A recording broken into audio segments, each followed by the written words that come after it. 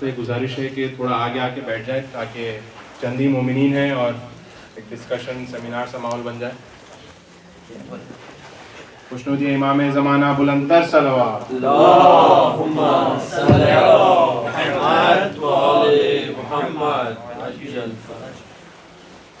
نعرہ تکبیر اللہ اکبر. نعرہ رسالت یا رسول اللہ. نعرہ رسالت یا رسول اللہ. نعرہ حیدری یا علی. بلندتر صلوات. اللہم صلی علی محمد و آل محمد.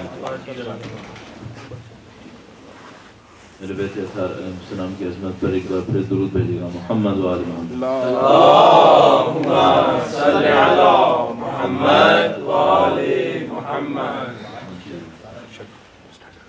اعوذ باللہ من الشیطان الرجیم. بسم اللہ الرحمن الرحیم. الحمدللہ رب العالمین والصلاة والسلام علی سید الانبیاء والمرسلین حبیب الہ العالمین ابی القاسم محمد. اللہم صلی علی محمد و آل محمد وعجل فرج. وعلى آلہ الطیبین الطاہرین سیما بقیۃ اللہ فی الارضین. قال اللہ تعالی فی کتابہ الکریم. بسم اللہ الرحمن الرحیم. ونريد أن نمن على الذين استضعفوا في الأرض ونجعلهم أئمة ونجعلهم الوارثين. ایک بار پھر درود بھیجے گا. محمد و آل محمد. اللہم صلی علی محمد و آل محمد.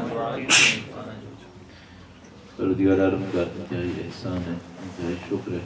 اس نے ہمیں اس دین سے، اہل بیت اطہار علیہ السلام کی فکر سے وابستہ قرار دیا ہے. دین کے نام پر ایک دوسرے کے ساتھ بیٹھنے کی سعادت نصیب فرمائی ہے. اس دعا کے ساتھ کہ انشاءاللہ ہمیں اپنی زندگی میں اپنے امام کی زیارت سے منور فرمائے. انشاءاللہ ہمارے قبور کو اہل بیت اطہار علیہ السلام کی نورانیت سے منور فرمائے. ہمیں ان کی نصرت کے صدقے میں قیامت کے دن ان کی شفاعت، ان کی ہمراہی نصیب فرمائے. وقت کے امام کے ظہور کے لیے، ان کی نصرت کی سعادت کے حصول کے لیے، ان کی نصرت کی راہ میں شہادت کی خواہش کے پورے ہونے کے لیے درود بھیجیں. محمد و آل محمد. اللہم صلی علی محمد و آل محمد وعجل فرج.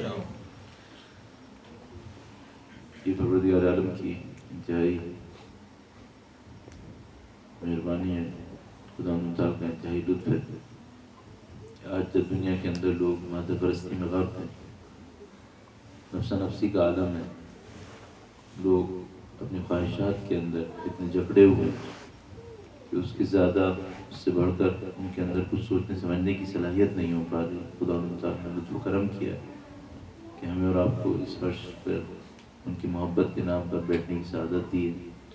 ایک بار پھر اس سعادت کی شکرانے کے لیے اور اس فکر کے ساتھ کہ خدا متعال فرماتا ہے ان شکرتم لازیدنکم ولئن کفرتم ان عذابی لشدید. اگر تم شکر بجا لاؤ گے تو میں نعمتوں کو بڑھا دوں گا. اس نعمت کے شکرانے کے لیے ایک بار پھر درود بھیجے گا. محمد و آل محمد. اللہم صلی علی محمد و آل محمد وعجل فرج. زیادہ موضوعات ہیں کہ جو اس مختصر سی محفل کے لیے ذہن میں لائے جا سکتے ہیں، جس میں ہمارے پاس کچھ منٹس ہیں جس کے اندر گفتگو کی جائے. اور اس سے پہلے سمجھ میں آتا ہے کہ تھوڑا سا تعارف بھی ہونا چاہیے، لیکن یہ سوچتے ہوئے کہ وقت کم ہے ہم سب یہ عرض کریں گے کہ ہمارا نام مرتضیٰ زیدی، علی مرتضیٰ زیدی، سید علی مرتضیٰ زیدی. طالب علم ہونے کا ہمیں شرف حاصل ہے. 1984 سے دین کی طالب علم ہے الحمدللہ رب العالمین.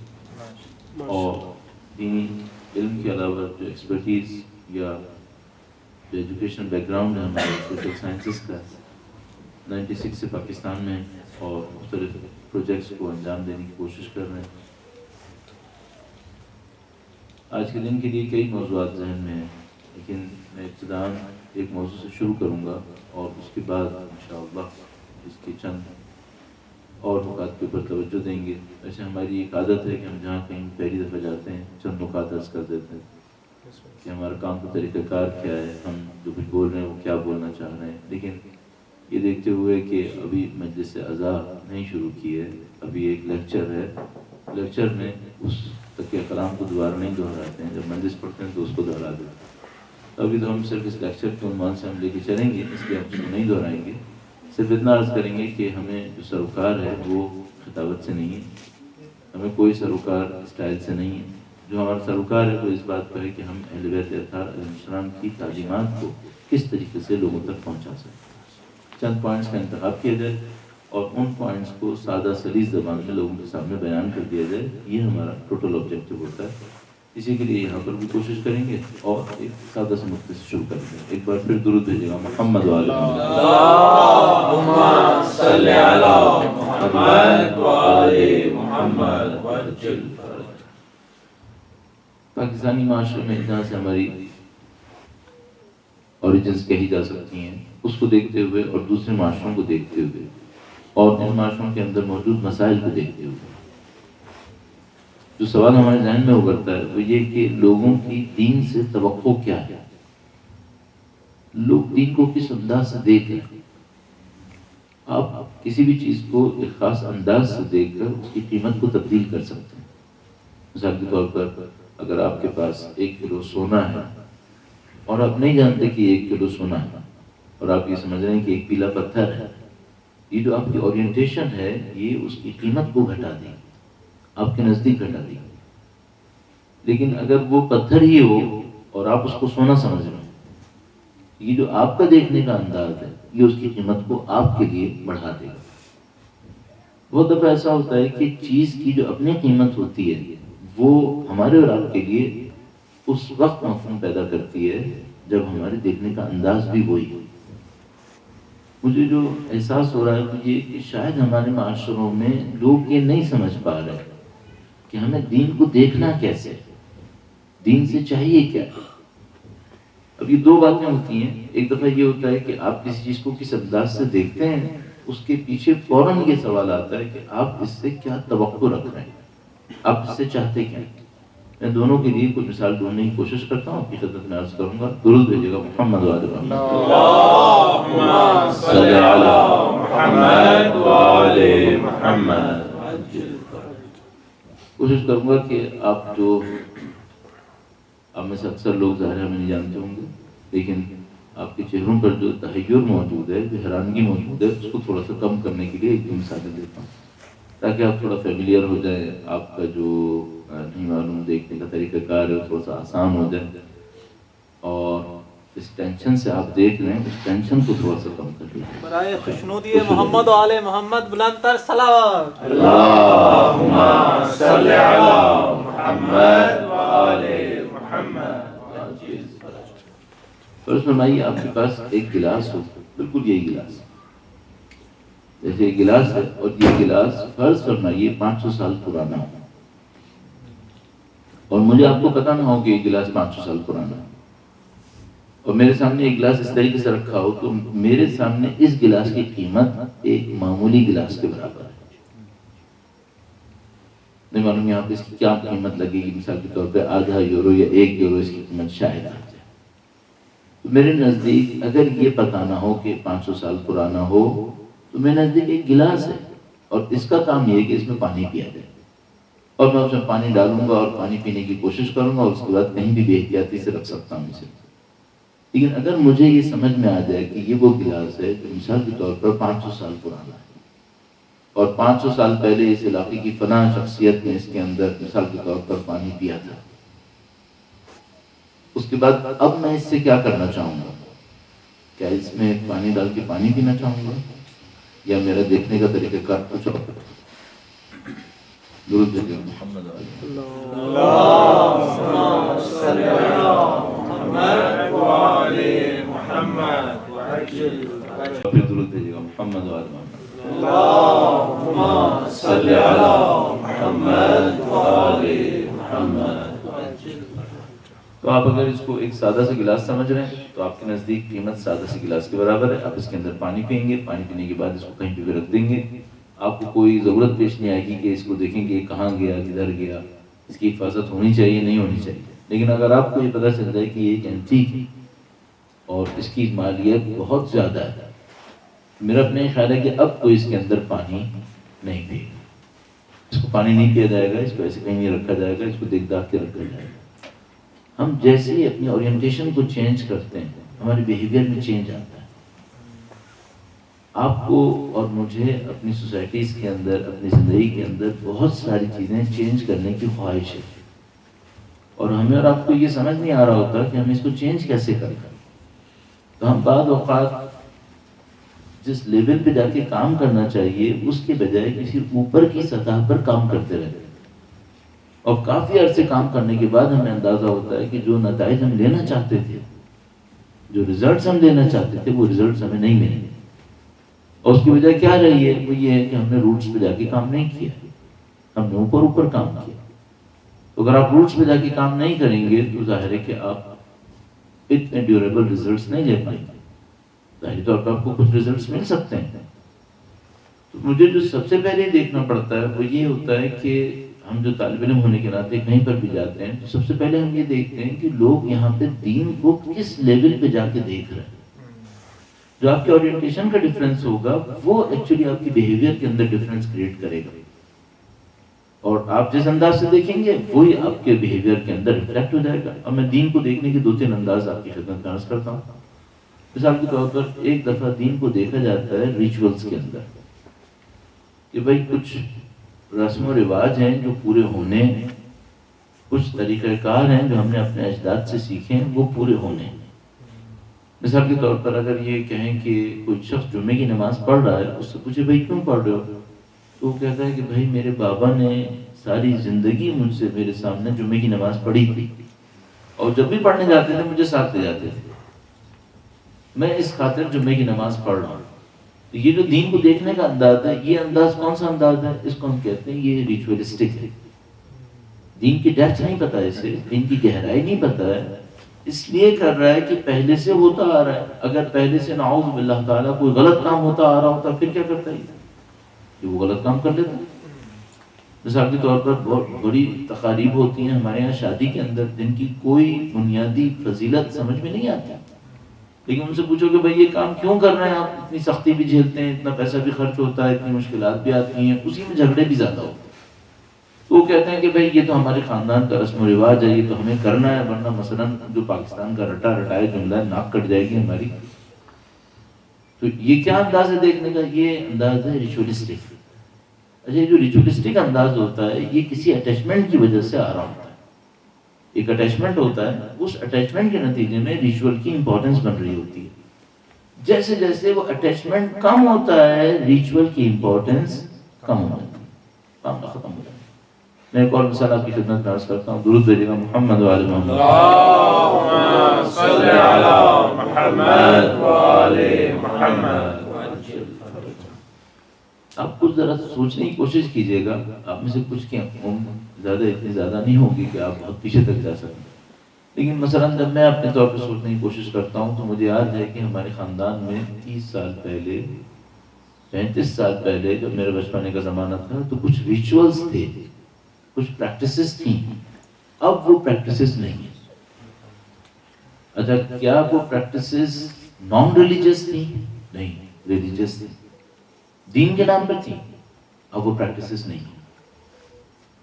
تو وہ پریکٹسز ختم کیوں ہو گئی ہیں جبکہ وہ دین کے نام پہ تھیں؟ اور اگر میں آپ کی خدمت میں اور بہت ساری تفاصیل دوں کہ میرے اور آپ کا معاشرہ 60 سال پہلے کیسا تھا، 70 سال پہلے کیسا تھا، ناقابل تصور تھا. ایک عجیب سی مثال میرے ذہن میں آئی، میں آپ کی خدمت میں عرض کروں. آپ نے کبھی شاید اردو لٹریچر پڑھا ہو، وہ جو قدیم زمانے کا اردو لٹریچر تھا، پری پارٹیشن جس کو ہم لوگ کہتے ہیں، تقسیم سے پہلے کے زمانے کا.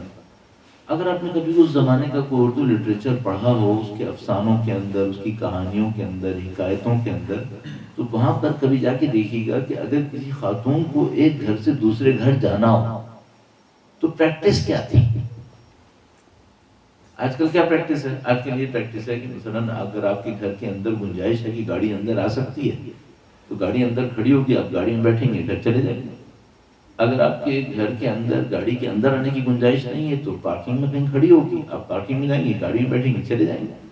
اگر گاڑی نہیں ہے تو آپ بس کے اسٹاپ تک جائیں گے یا میٹرو کے اسٹاپ تک جائیں گے، وہاں بیٹھیں گے، چلے جائیں گے۔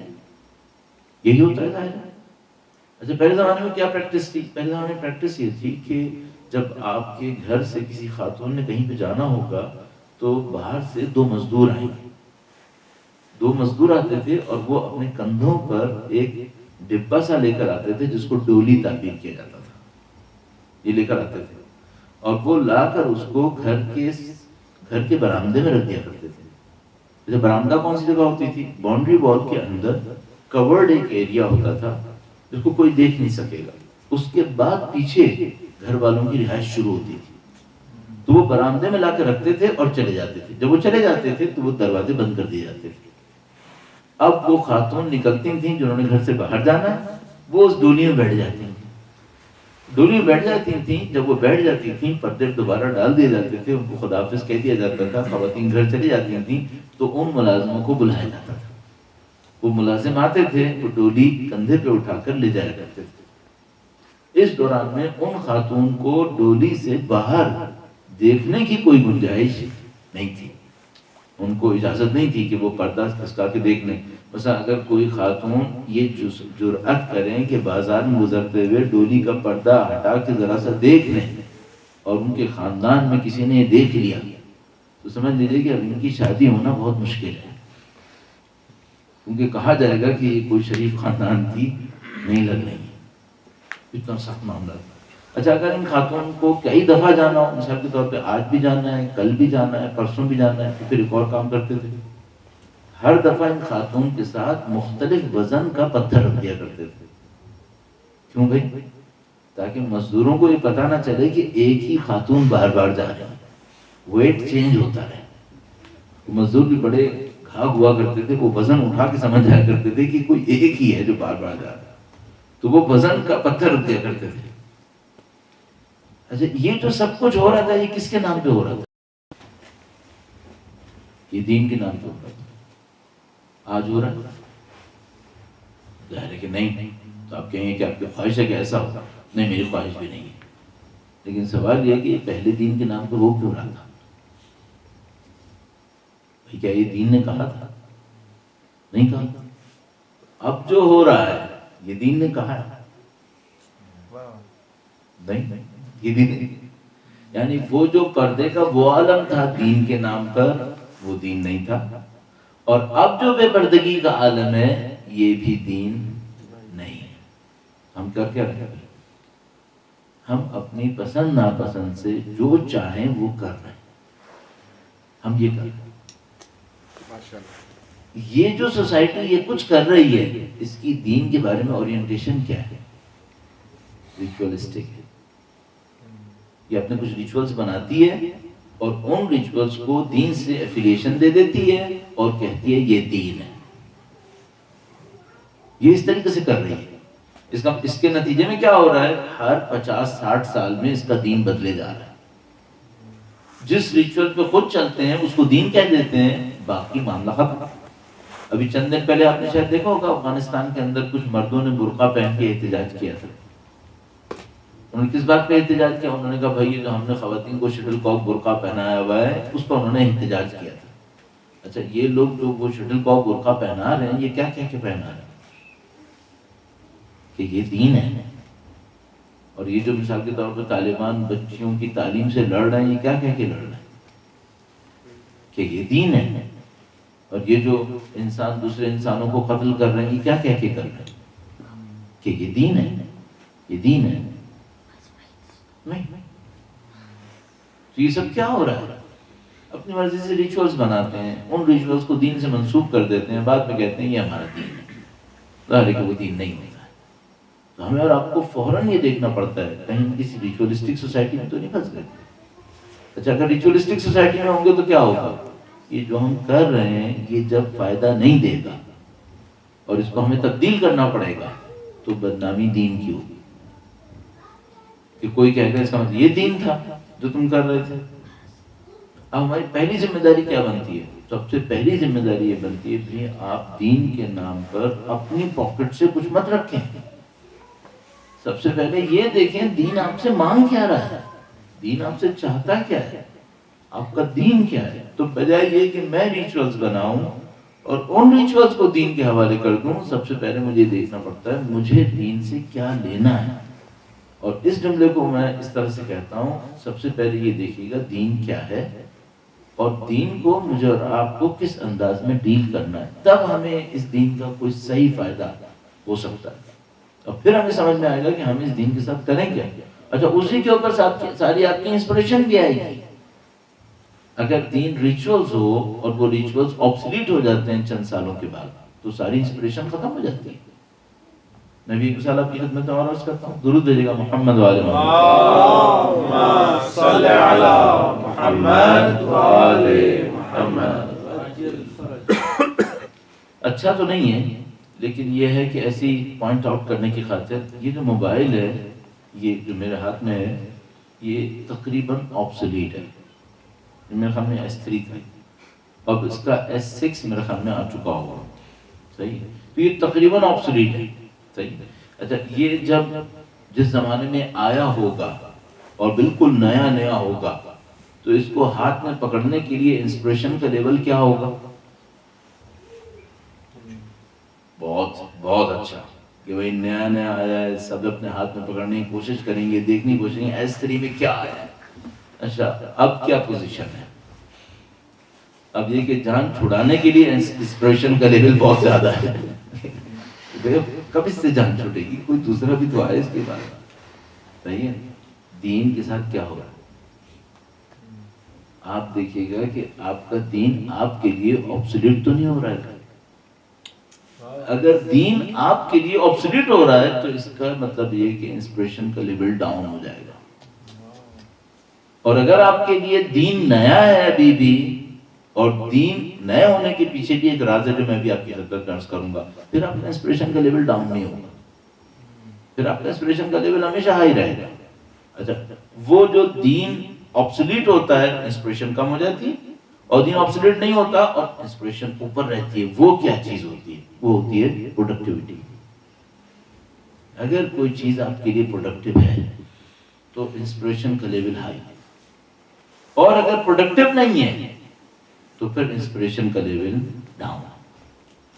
سب اب دیکھیں ساری باتیں سمٹ کے کہاں پہ آ رہی ہیں؟ اگر آپ کا دین آپ کو کچھ دے رہا ہے تو آپ دین کے لیے سب کچھ کریں.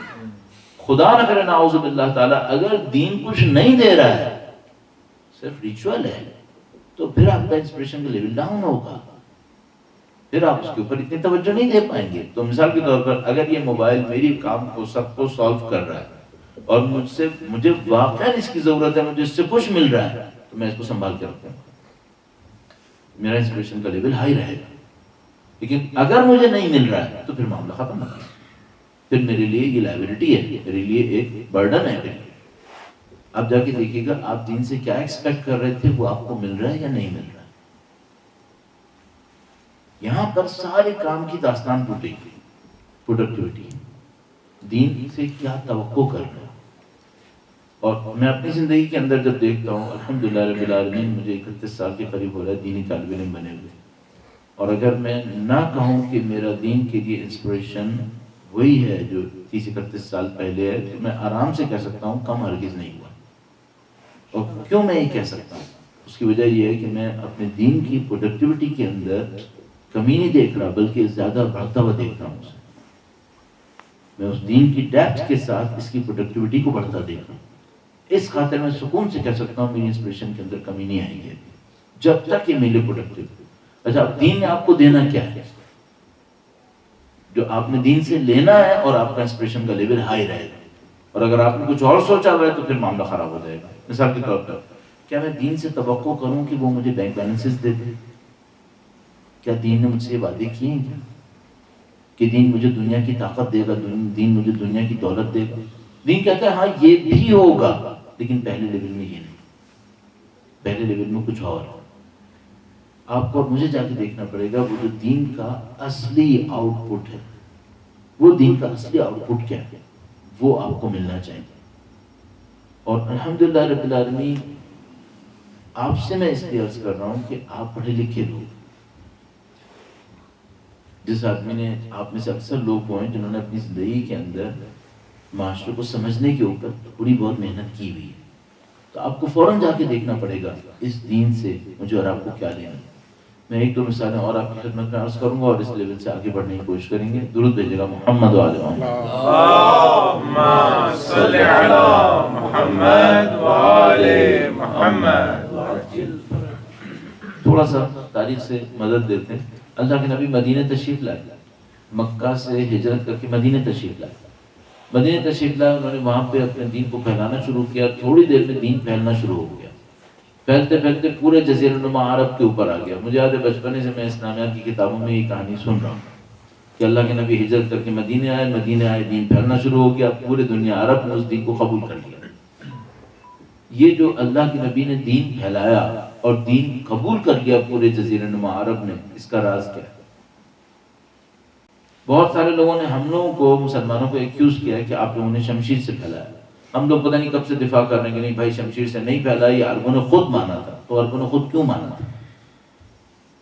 عربوں نے خود اس لیے مانا تھا کہ ہم لوگ اس زمانے سے پڑھتے آ رہے ہیں کہ وہ عرب جب جاتے تھے اپنے شہروں کے اندر تو وہ دیکھتے تھے وہاں شمشیریں چل رہی ہیں، وہاں چوریاں ہو رہی ہیں، وہاں ظلم ہو رہا ہے، اور جب یہ لوگ اٹھ کے مدینے میں آتے تھے تو دیکھتے تھے یہاں پہ تو کوئی چوری نہیں ہے، یہاں پہ تو کوئی جھگڑا ہی نہیں ہے، یہاں پہ کوئی مشکل ہی نہیں ہے۔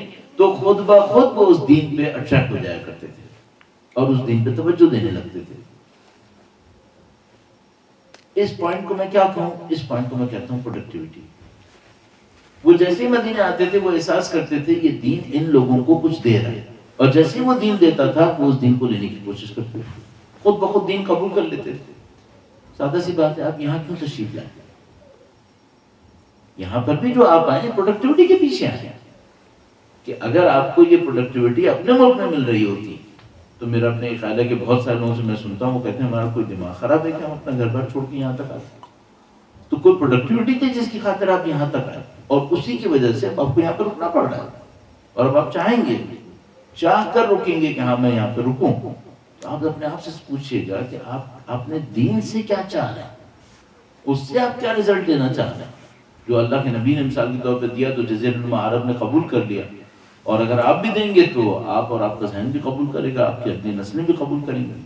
اور میرا اپنا خیال ہے کہ یہاں پہ رہنے والے زیادہ تر لوگوں سے جن سے میں ملتا ہوں ان کی بہت بڑی ایک خواہش ہوتی ہے مجھے کہ ہمارا تو وقت جیسے بھی گزر گیا، ہمارے بچے دین کے اوپر باقی رہیں۔ تو وہ ہم سے پوچھتے رہتے ہیں کہ بھئی ہم کیا کام کریں کہ ہماری اولاد دین کے اوپر رہے گی۔ ان کی خدمت میں یہی عرض کرتا ہوں کہ اگر آپ کا دین رزلٹ دے گا آپ کو اور آپ مطمئن ہوں گے تو آپ کی اولاد بھی لے گی، لیکن یہ طے کر لیجیے آپ رزلٹ کیا لینا چاہتے ہیں۔ وہ رزلٹ اگر آپ کو ملے گا تو پھر مشکل حل ہو جائے گی۔ اب میں دیکھنا چاہوں گا وہ جو اللہ کے نبی رزلٹ لوگوں کو دیتے تھے وہ رزلٹ کیا ہوتا تھا۔ پھر تھوڑا سا اور پیچھے چلے جاتے ہیں، تھوڑا سا دیکھنے کی کوشش کرتے ہیں۔ اللہ کے نبی کو نبوت کے اعلان سے پہلے صادق اور امین کہتے تھے۔ یہ جو اللہ کے نبی کو صادق اور امین کہتے تھے کیوں کہتے تھے؟ چلو صادق تو سمجھ میں آتا ہے کہ بھئی اللہ کے نبی نے کبھی لوگوں کے سامنے غلط بیانی نہیں کی، سارا معاشرہ جھوٹوں کا تھا، اللہ کے نبی سچے تھے، لوگوں کو سچا کہتے تھے، وہی ہم نے کبھی ان کی ذات سے جھوٹ نہیں دیکھا۔ امین کیوں کہتے تھے؟ اور اللہ کے نبی نے یہ جو امین کا لقب لیا تھا یہ لیا کس طریقے سے تھا؟ تو اس کا ایک بیک گراؤنڈ بتاتا ہے۔ کہتے ہیں لوگ مکہ آیا کرتے تھے طواف کرنے کے لیے، مکہ جو طواف کرنے آتے تھے تو اپنے سامان کو لے کے طواف نہیں کر سکتے تھے۔ مکہ والوں نے ایک داستان بنائی ہوئی تھی، وہ داستان یہ تھی کہ جو باہر سے طواف کرنے آئے گا وہ اپنے کپڑوں میں طواف نہیں کر سکتا، جو باہر سے کپڑے لے کر آئے گا اس میں طواف نہیں کر سکتا۔ اسے کیا کرنا ہوگا؟ اسے یا تو مکہ سے کپڑا خریدنا ہوگا یا مکے والوں سے کپڑا عاریتاً لینا ہوگا۔ اچھا انہوں نے یہ ڈرامہ کیوں لگایا ہوگا؟ ظاہر اپنی مارکیٹ بنانے کے لیے کہ مکے سے کپڑا لیں گے تو ہماری مارکیٹ چلتی رہے گی۔ تو انہوں نے یہ کہانی لگا دی تھی کہ جو بھی مکے سے باہر سے آئے گا وہ مکے کے کپڑوں میں طواف کر سکتا ہے، اگر باہر سے نیا کپڑا بھی لے کے آئے گا تو وہ طواف کرنے کے قابل نہیں ہوگا۔ اچھا اب لوگ وہاں پہ آتے تھے اور وہ ان کو کہتے تھے کہ بھائی جاؤ کپڑے بدل کے آؤ، اور تمہارے یہ کپڑے جو ہیں وہ طواف کے لیے کافی نہیں ہیں۔ اب جب وہ طواف کے لیے آتا تھا تو اس کو اپنی چیزیں کہیں رکھ کے آنی پڑتی تھی، ایک کسی مکے والے کو پکڑایا، بعد میں حج کر کے واپس آیا، چند دنوں کے بعد اس سے کہا چیز واپس دو، اس نے کہا نہیں میرے پاس، معاملہ ختم ہو گیا۔ اچھا اب کیا اس سے لڑ سکتا ہے؟ یہ مکہ والا ہے، سارے قبیلے والے اس کا ساتھ دیتے تھے، تو وہ لڑ بھی نہیں سکتا تھا بیچارہ۔ اللہ کے نبی نے اس مسئلے کو ایڈریس کرنے کے لیے دو کام کیے۔ ایک کام تو یہ کیا کہ 3 آدمی تھے حلف نام کر کے، وہ کھڑے ہوئے، انہوں نے کہا کہ اب کسی مکے والے نے کسی باہر والے کے ساتھ ظلم کیا نا تو ہم بدلہ لیں گے، ہم اس مظلوم کا ساتھ دیں گے۔ تو انہوں نے ایک پیکٹ کیا، ایگریمنٹ کیا، اس کا نام تھا حلف الفضول۔ 3 آدمی تھے جمع ہوئے، تینوں کا نام فضل تھا، اس وجہ سے اس ایگریمنٹ کا نام پڑ گیا حلف الفضول، یعنی جو 3 فضل ہیں ان کا ایگریمنٹ۔ اللہ کے رسول، اور تو اس پر انہوں نے اناؤنس کیا کہ کوئی بھی اگر ہماری فکر کا ہے تو اس ایگریمنٹ کے اندر آ جائے۔ اللہ کے رسول نے کہا میں اس ایگریمنٹ کے اندر آؤں گا، میں مظلوم کا ساتھ دوں گا۔ ایک کام تو اللہ کے رسول نے یہ کیا۔ دوسرا کام یہ کیا کہ اللہ کے رسول نے لوگوں کو اناؤنس کیا کہ اے لوگو، اگر تمہاری کوئی امانت تم میرے پاس رکھوانا چاہتے ہو، میں وہ لینے کو تیار ہوں اور میں پوری واپس کروں گا۔ لوگ نبی کے پاس امانت رکھواتے تھے، لوگ حج کے بعد واپس لینے آتے تھے، اللہ کے نبی ایز اٹ از واپس کر دیا کرتے تھے۔ پاپولرٹی ہوگی یا نہیں ہوگی؟ پاپولرٹی ہو گئی، کریڈیبلٹی بن گئی، کریڈیبلٹی بھی بن گئی۔ پوائنٹ کہاں سے شروع کیا تھا؟ پہلے لوگوں کی ایک ضرورت کو پوائنٹ آؤٹ کیا، اس ضرورت کو پورا کیا۔ جب اس ضرورت کو پورا کیا تو لوگوں میں نبی کی کریڈیبلٹی بن گئی۔ یہ کریڈیبلٹی اتنی بنی کہ جب ان کو اپنا نبی کو دین دینا تھا تو وہ پہاڑی پر گئے اور لوگوں سے کہا کہ اگر میں تم سے کہوں پیچھے سے ایک لشکر آ رہا ہے، میری بات مانو گے یا نہیں مانو گے؟ انہوں نے کہا ہم آپ کی بات مانیں گے۔ کیوں؟ کیونکہ آپ صادق ہیں، آپ امین ہیں۔ صحیح ہے۔ اللہ کے رسول نے دین پھیلانا تھا، انہوں نے لوگوں کے سامان کی حفاظت نہیں کرنی تھی، لیکن اس دین کو پھیلانے کے لیے، اب سیکوینس میں تھوڑا سا پیچھے آتے ہیں، دین پھیلانا تھا، لیکن دین پھیلانے کے لیے جو ان کو چیز چاہیے تھی وہ کیا تھی؟ کریڈیبلٹی، کہ لوگوں کے سامنے ان کا اعتبار ہو۔ اس کریڈیبلٹی کو لینے کے لیے اللہ کے نبی نے کہاں سے کام شروع کیا؟ لوگوں کی ضرورت سے۔ لوگوں کی ایک ضرورت تھی، اس ضرورت کو پورا کیا۔ اس ضرورت کو پورا کرنے کی وجہ سے نبی کی کریڈیبلٹی بنی، اور اس کریڈیبلٹی کے ذریعے سے انہوں نے دین پھیلایا۔ اچھا اگر یہ سب نہ کرتے، بغیر کسی کریڈیبلٹی کے لیے کھڑے ہوتے اور کہتے اے لوگوں میں تمہیں نیا دین دینے آیا ہوں، اتنی کریڈیبلٹی کے بعد لوگوں نے اتنا مقابلہ کیا ہے، اگر وہ بھی نہ ہوتی ایک آدمی نے بھی نہیں سننا تھا۔ اپنے طور پہ میں سمجھتا ہوں یہ ہماری مشکل ہے، ہم لوگ دین دینا چاہتے ہیں بغیر کریڈیبلٹی کے، دین دینا چاہتے ہیں لوگوں کی مشکل حل کیے بغیر، اس طرح سے دین نہیں پھیل سکے گا۔ اور بہت بڑا ایک مسئلہ ہے، ابھی جب ہم لوگ یہاں پہ آنے لگے تو دوستوں نے ہم سے کہا کہ یہاں پہ جو ہماری ذمہ داریاں ہیں اس کے حوالے سے بات کریں، تو میں آپ کی خدمت میں ذمہ داریوں کی 2 اسکیل کو جلدی سے عرض کرنے کی کوشش کرتا ہوں۔ ایک آپ کا، اور جہاں کہیں میں جاتا ہوں اس کا انداز ہے، وہ کیا ہے؟ ڈیفینسو۔ آپ لوگ ڈیفینس پہ لگے ہوئے ہیں اس وقت۔ آپ کا ڈیفینس کس چیز کا ہے؟ ہماری اولاد کا دین بچ جائے، آپ ڈیفینڈ کر رہے ہیں اس وقت۔ اچھا ایک بات مجھے بہت اچھی طرح پتا ہے، کرکٹ کی وجہ سے بھی، اور فٹ بال میرا کوئی شوق نہیں ہے، لیکن میرے بچے چونکہ فٹ بال کے شوقین نہیں ہیں، کریزی ہیں، تو مجھے دیکھنا پڑ جاتا ہے۔ وہ ایک بات مجھے بہت اچھی طرح پتا ہے، کوئی بھی ٹیم اگر اپنی اسٹریٹجی صرف ڈیفینس کرنے پہ رکھے وہ ہار جائے گی، وہ ہار جاتی ہے۔ میں نے دیکھا ہے کرکٹ میں بھی اور فٹ بال میں بھی۔ تو اگر ایک ٹیم یہ کہے کہ ہم 45 منٹس اپنے ڈی میں گھس کر صرف ڈیفینڈ کریں گے، کبھی تو مسٹیک کرے گا، کبھی تو مسٹیک کرے گا، پینلٹی ملے گی، گول ہوگا، یہ ہارے گی۔ اگر ایک ٹیم یہ کہے بہت بڑا اسکور ہے، ہم کیا کرتے ہیں؟ صرف ڈیفینڈ کریں گے، کب تک کرے گا؟ ہارے گا۔ اب میں آپ کی خدمت میں عرض کروں، ویسٹ میں رہنے والے زیادہ تر ہمارے دوست احباب صرف ڈیفینڈ کر رہے ہیں۔ ڈیفینڈ کس چیز پہ کر رہے ہیں؟ کہہ رہے ہیں میرے بچے کا دین کہیں مشکل میں نہ پڑ جائے۔ تو آپ کی اسٹریٹجی کیا ہے؟ میری اور آپ کی اسٹریٹجی صرف ایک اسٹریٹجی ہے، سادہ سی، وہ کیا ہے؟ باہر خرابی ہے ایک بلڈنگ کے اندر اپنے لیے پیسفل آئیلینڈ تیار کر لیتے ہیں. جو پیسفل آئیلینڈ ہے یہ کب کام آئے گا آپ کے؟ یہ ہفتے میں 3 گھنٹے کام آئے گا. باہر کی گند کے مقابلے میں ان کو ہفتے میں 3 گھنٹے یہاں لے کر آؤں گا, اور یہاں لے کے آنے سے کیا ہو جائے گا؟ ان کا دین محفوظ ہو جائے گا. انصاف سے پوچھیے گا یہ ہونے والا ہے؟ اچھا آپ کہیں گے کہ نہیں, ہم نے بہت ساری سوسائٹیز میں بچوں کے دین کو اس طرح سے بچتے دیکھا ہے. جتنے پرسنٹ کا بچتے دیکھا ہے ان کا کمپیریزن کرو جن کا بگڑتے دیکھا ہے. اب بتاؤ ریشو آف سکسیس کتنا ہے؟ میں آپ کی خدمت میں عرض کر رہا ہوں یہ نہیں ہونے والا. یہ جو ڈیفنس کی اسٹریٹجی ہے آپ کی, میری اور آپ کی اسٹریٹجی کامیاب نہیں ہو پائے گی. آپ کے اور میرے پاس صرف ایک راستہ ہوگا. وہ کیا؟ جو آپ کے دین کا پوائنٹ آف اسٹرینتھ ہے وہ لے کر اس سوسائٹی کے سامنے آپ گیئر ہو جائیے. پہلے تو آپ دیکھیں آپ کے دین کا پوائنٹ آف اسٹرینتھ کیا ہے. اس پوائنٹ آف اسٹرینتھ کو لے کر سامنے آئے اور اس کے سامنے بول دیں کہ یہ ہمارے پاس ہے جو تمہارے پاس نہیں ہے, یہ ہم آفر کر رہے ہیں. آپ کو پہلے بہت محنت کرنی پڑی. آپ اپنا پوائنٹ آف اسٹرینتھ ڈھونڈیے اور اس کو ڈھونڈنے کے بعد اس کے اندر آپ ایکسپرٹ ہوں. اب میں آپ کو پھر ایک اور واقعہ سناتا ہوں. درود بھیجیں محمد و آل محمد. اللہم صلی علی محمد و آل محمد. اللہ رحم کرے اور ہمیں اپنے کام کو انجام دینے کی طاقت دے. میں اپنے بچپنے کا ایک واقعہ یاد کرتا ہوں. میں جب سیکنڈری اسکول کے اسٹارٹنگ میں تھا, شاید کلاس 6, 7, 8 میں سے کوئی ہوگا, تو اس زمانے میں ایک بہت بڑا باکسر تھا جو ابھی بھی ظاہر زندہ ہے, محمد علی, اور ایک بہت بڑا ریسلر ہوا کرتا تھا انوکھی نام کا. ان دونوں کے درمیان کسی نے ایک, اس زمانے میں دنگل کہتے تھے, ریسلنگ کروا دی. اب وہ ریسلنگ تھی یا باکسنگ تھی اللہ جانے وہ کیا تھا. ایک طرف سے دنیا کا مانا ہوا باکسر تھا جو محمد علی تھا, اور دوسری طرف سے دنیا کا مانا ہوا ریسلر تھا جو انوکھی تھا, انٹونیو انوکھی.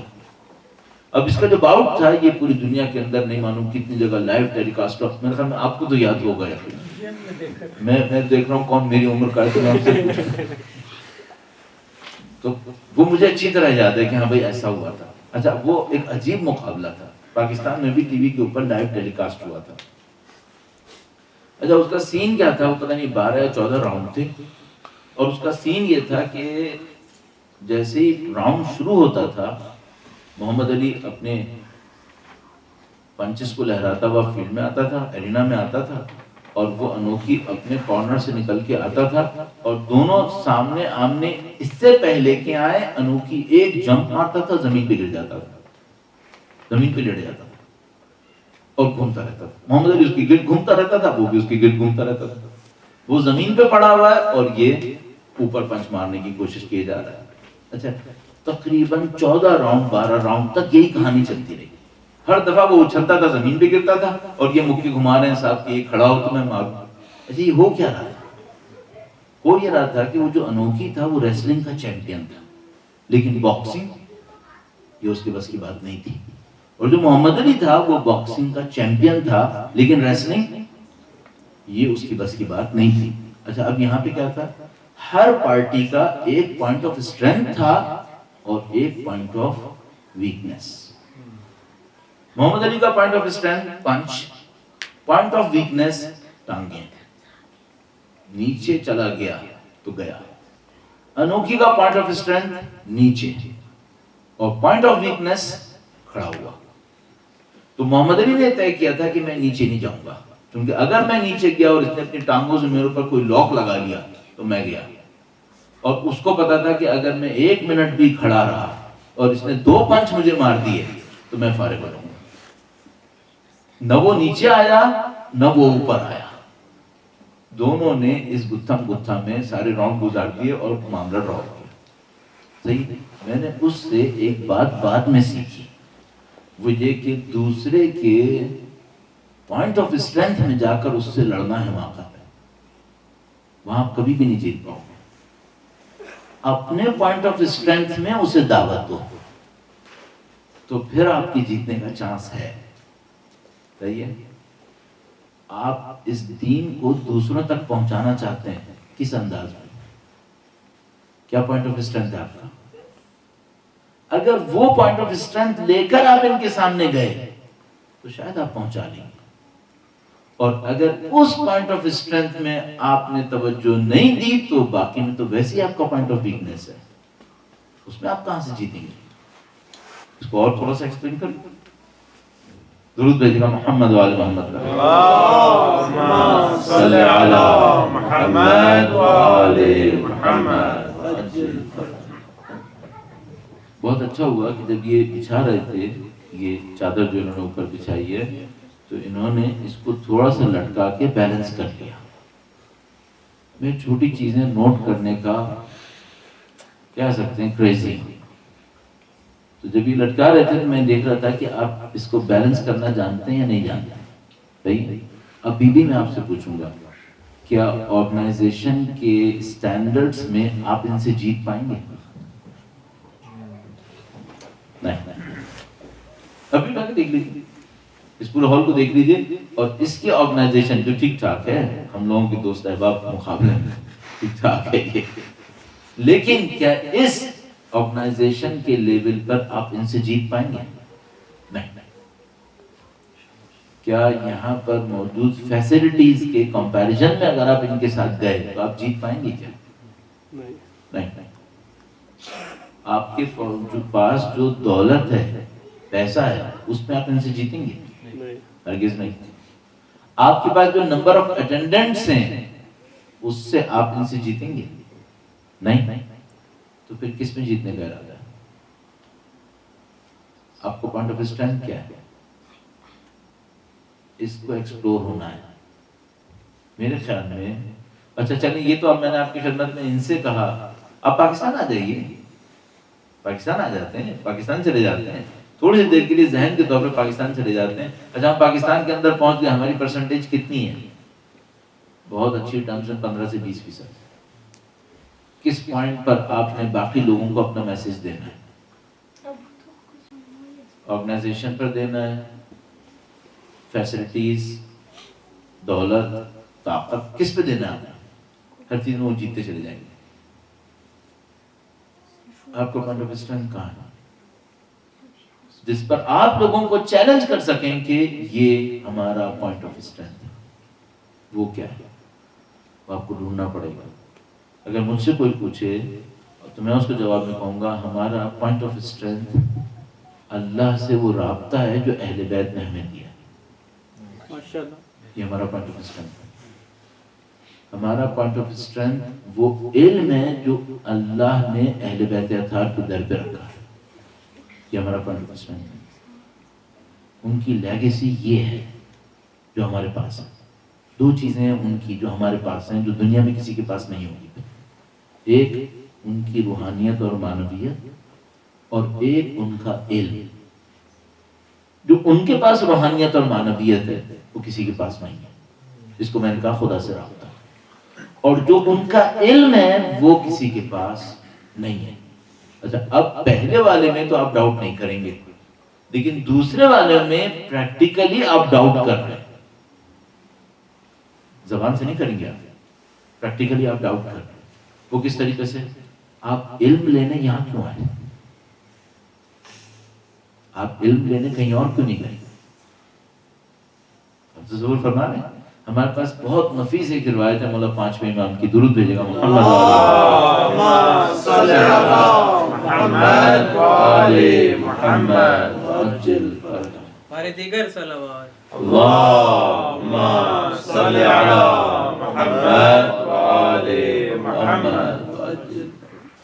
فرمائے شرقوا ام غربوا لن تجدوا علما نافعا الا عندنا. فرمایا مشرق میں جاؤ یا مغرب میں جاؤ, مفید علم ہمارے سوا کہیں نہیں ملے گا. مفید علم ہمارے سوا کہیں نہیں ملے گا. ایمانداری سے بتائیے گا, لوگوں کا اس پوائنٹ پر ایمان ہے اس پر تو ایمان ہے کہ جو خدا سے رابطہ ان کے پاس ہے وہ رابطہ اور کسی کے پاس نہیں ہوگا. علم کہنے کے باوجود اس پہ ایمان نہیں آ پا رہا ہے کہ علم بھی انہی کے پاس ہے. اور اس کی نشانی کیا ہے؟ وہ یہ کہ ہم جب علم کے لیے بھی بڑھتے ہیں تو ہم اپنے اندر مطمئن نہیں ہو پاتے. لیکن میں آپ کی خدمت میں عرض کر رہا ہوں یہ 2 پوائنٹ آف اسٹرینتھ ہیں آپ کے پاس.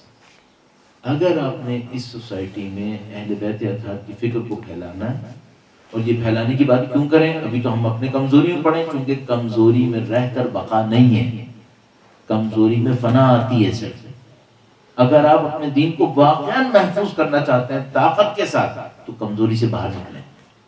کمزوری سے باہر کیسے نکلیں گے؟ پوائنٹ آف اسٹرینتھ کو دیکھیے. پوائنٹ آف اسٹرینتھ کیا ہے؟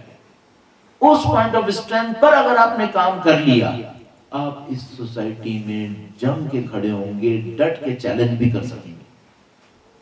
اور یہ وہ کام ہے جو اللہ کے نبی کرتے تھے. آپ کے ذہن میں ہے نجران والوں کو کیوں چیلنج کیا تھا انہوں نے؟ مباہلہ کے واقعے میں جو نجران کو چیلنج کیا تھا، یہودیوں کو کیوں چیلنج نہیں کیا؟ عیسائی یہ سمجھ رہے تھے کہ اسپرچویلٹی ان کا پوائنٹ آف اسٹرینتھ ہے. اللہ کے نبی نے کہا نہیں، اسپرچویلٹی ہمارا پوائنٹ آف اسٹرینتھ ہے، ہم تمہیں چیلنج کرتے ہیں اس کے اوپر. اب میں آپ کی خدمت میں عرض کروں گا، علم آپ کا پوائنٹ آف اسٹرینتھ ہے، تقویٰ آپ کا پوائنٹ آف اسٹرینتھ ہے. خدا نہ کرے نعوذ باللہ تعالیٰ اگر آپ نے اس کے اوپر محنت نہیں کی، ریسٹ آپ کا پوائنٹ آف ویکنیس ہے. اس میں لڑ کر آپ کو کامیابی نصیب نہیں ہونے والی ہے. تو آپ کو کور پہ جانا پڑے گا اپنے دین کے. جب آپ اس کے کور پہ جائیں گے، ان 2 پوائنٹس کے اوپر محنت کریں گے، خود بخود آپ کو ایک اسٹرینتھ نصیب ہوگی. بہرحال میں اس سے زیادہ آپ کو وقت نہیں لوں گا اور اس ڈسکشن کو یہیں پہ ختم کروں گا.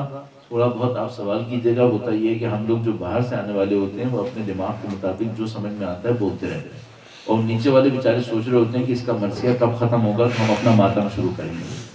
اب آپ، میرا مرثیہ ختم ہو گیا ہے، اب آپ اپنا ماتم شروع کیجیے گا اور بتائیے گا کہ جو آپ کے ذہن میں ہے وہ کیا ہے، پھر اس کے اوپر بات کرتے ہیں انشاءاللہ.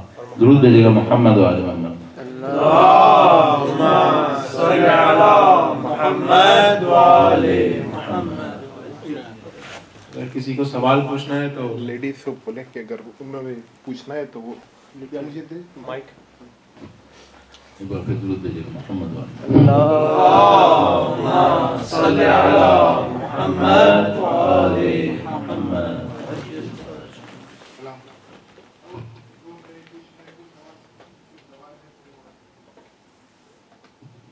ایک بار پھر درود بھیجیے گا محمد و آل محمد. اللهم صل على محمد وآل محمد.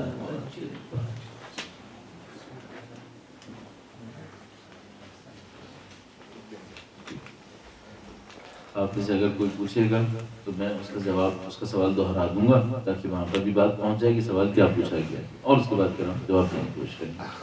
جی بھائی. ہاں صاحب، سوال یہ ہے میرا پہلا کہ ہمیں اپنے جو میری دین یا میرے ایمان کی جو کرنٹ سٹیٹس ہے، میرے خیال میں میرا حق یہ پہنچتا ہے کہ میں اس کرنٹ سٹیٹس کے بارے میں خدا مجھے آگاہ کرے.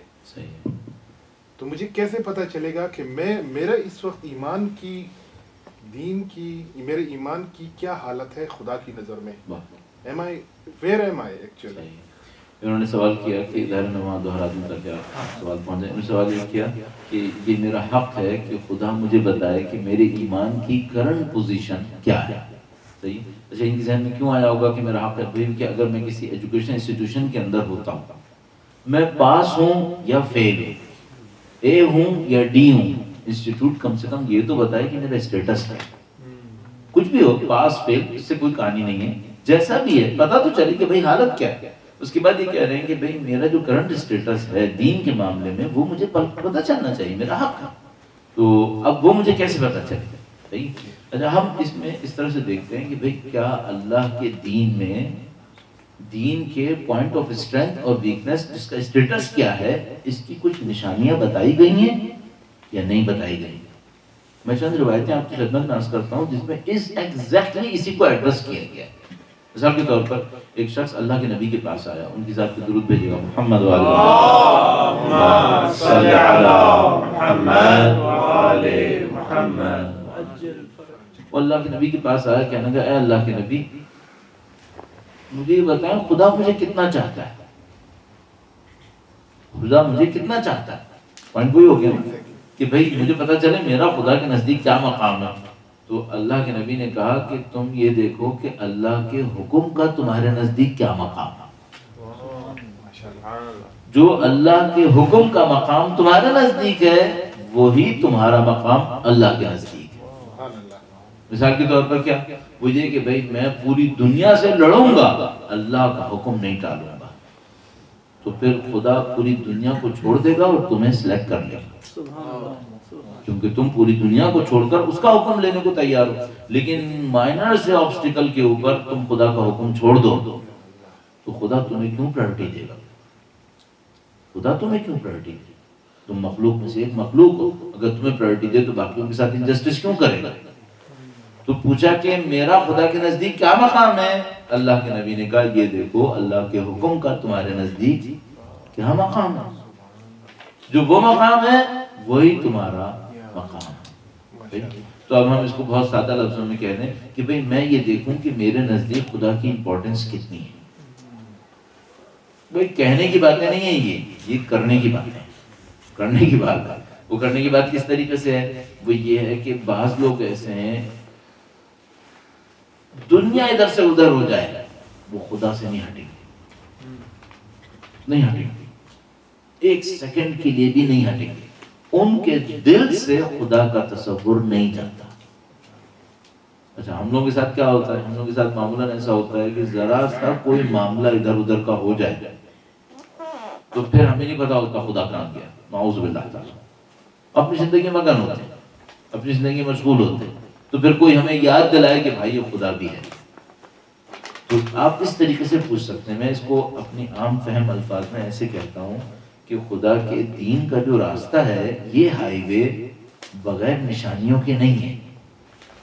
آپ نے اگر پاکستان میں ہائی ویز پہ سفر کیا ہو, موٹر وے کی بات نہیں کر رہا, اس پہ نشانیاں پھر آتی رہتی ہیں, ہائی ویز کی بات کر رہا ہوں. جو ہماری ہائی ویز ہیں اس میں یہ ہوتا ہے کہ 25-30 کلومیٹر چلتے رہتے ہیں, یہی پتہ نہیں چلتا سیدھے جا رہے ہیں یا ٹیڑھے جا رہے ہیں, راستے سے نزدیک ہو رہے ہیں یا راستے سے دور ہو رہے ہیں, کچھ پتہ نہیں چل پاتا. میں کہتا ہوں ہم اللہ کے دین کی ہائی وے بغیر نشانیوں کے نہیں ہونا چاہیے. اس پہ نشانیاں ملتی رہتی ہیں, صرف ایک مشکل ہے.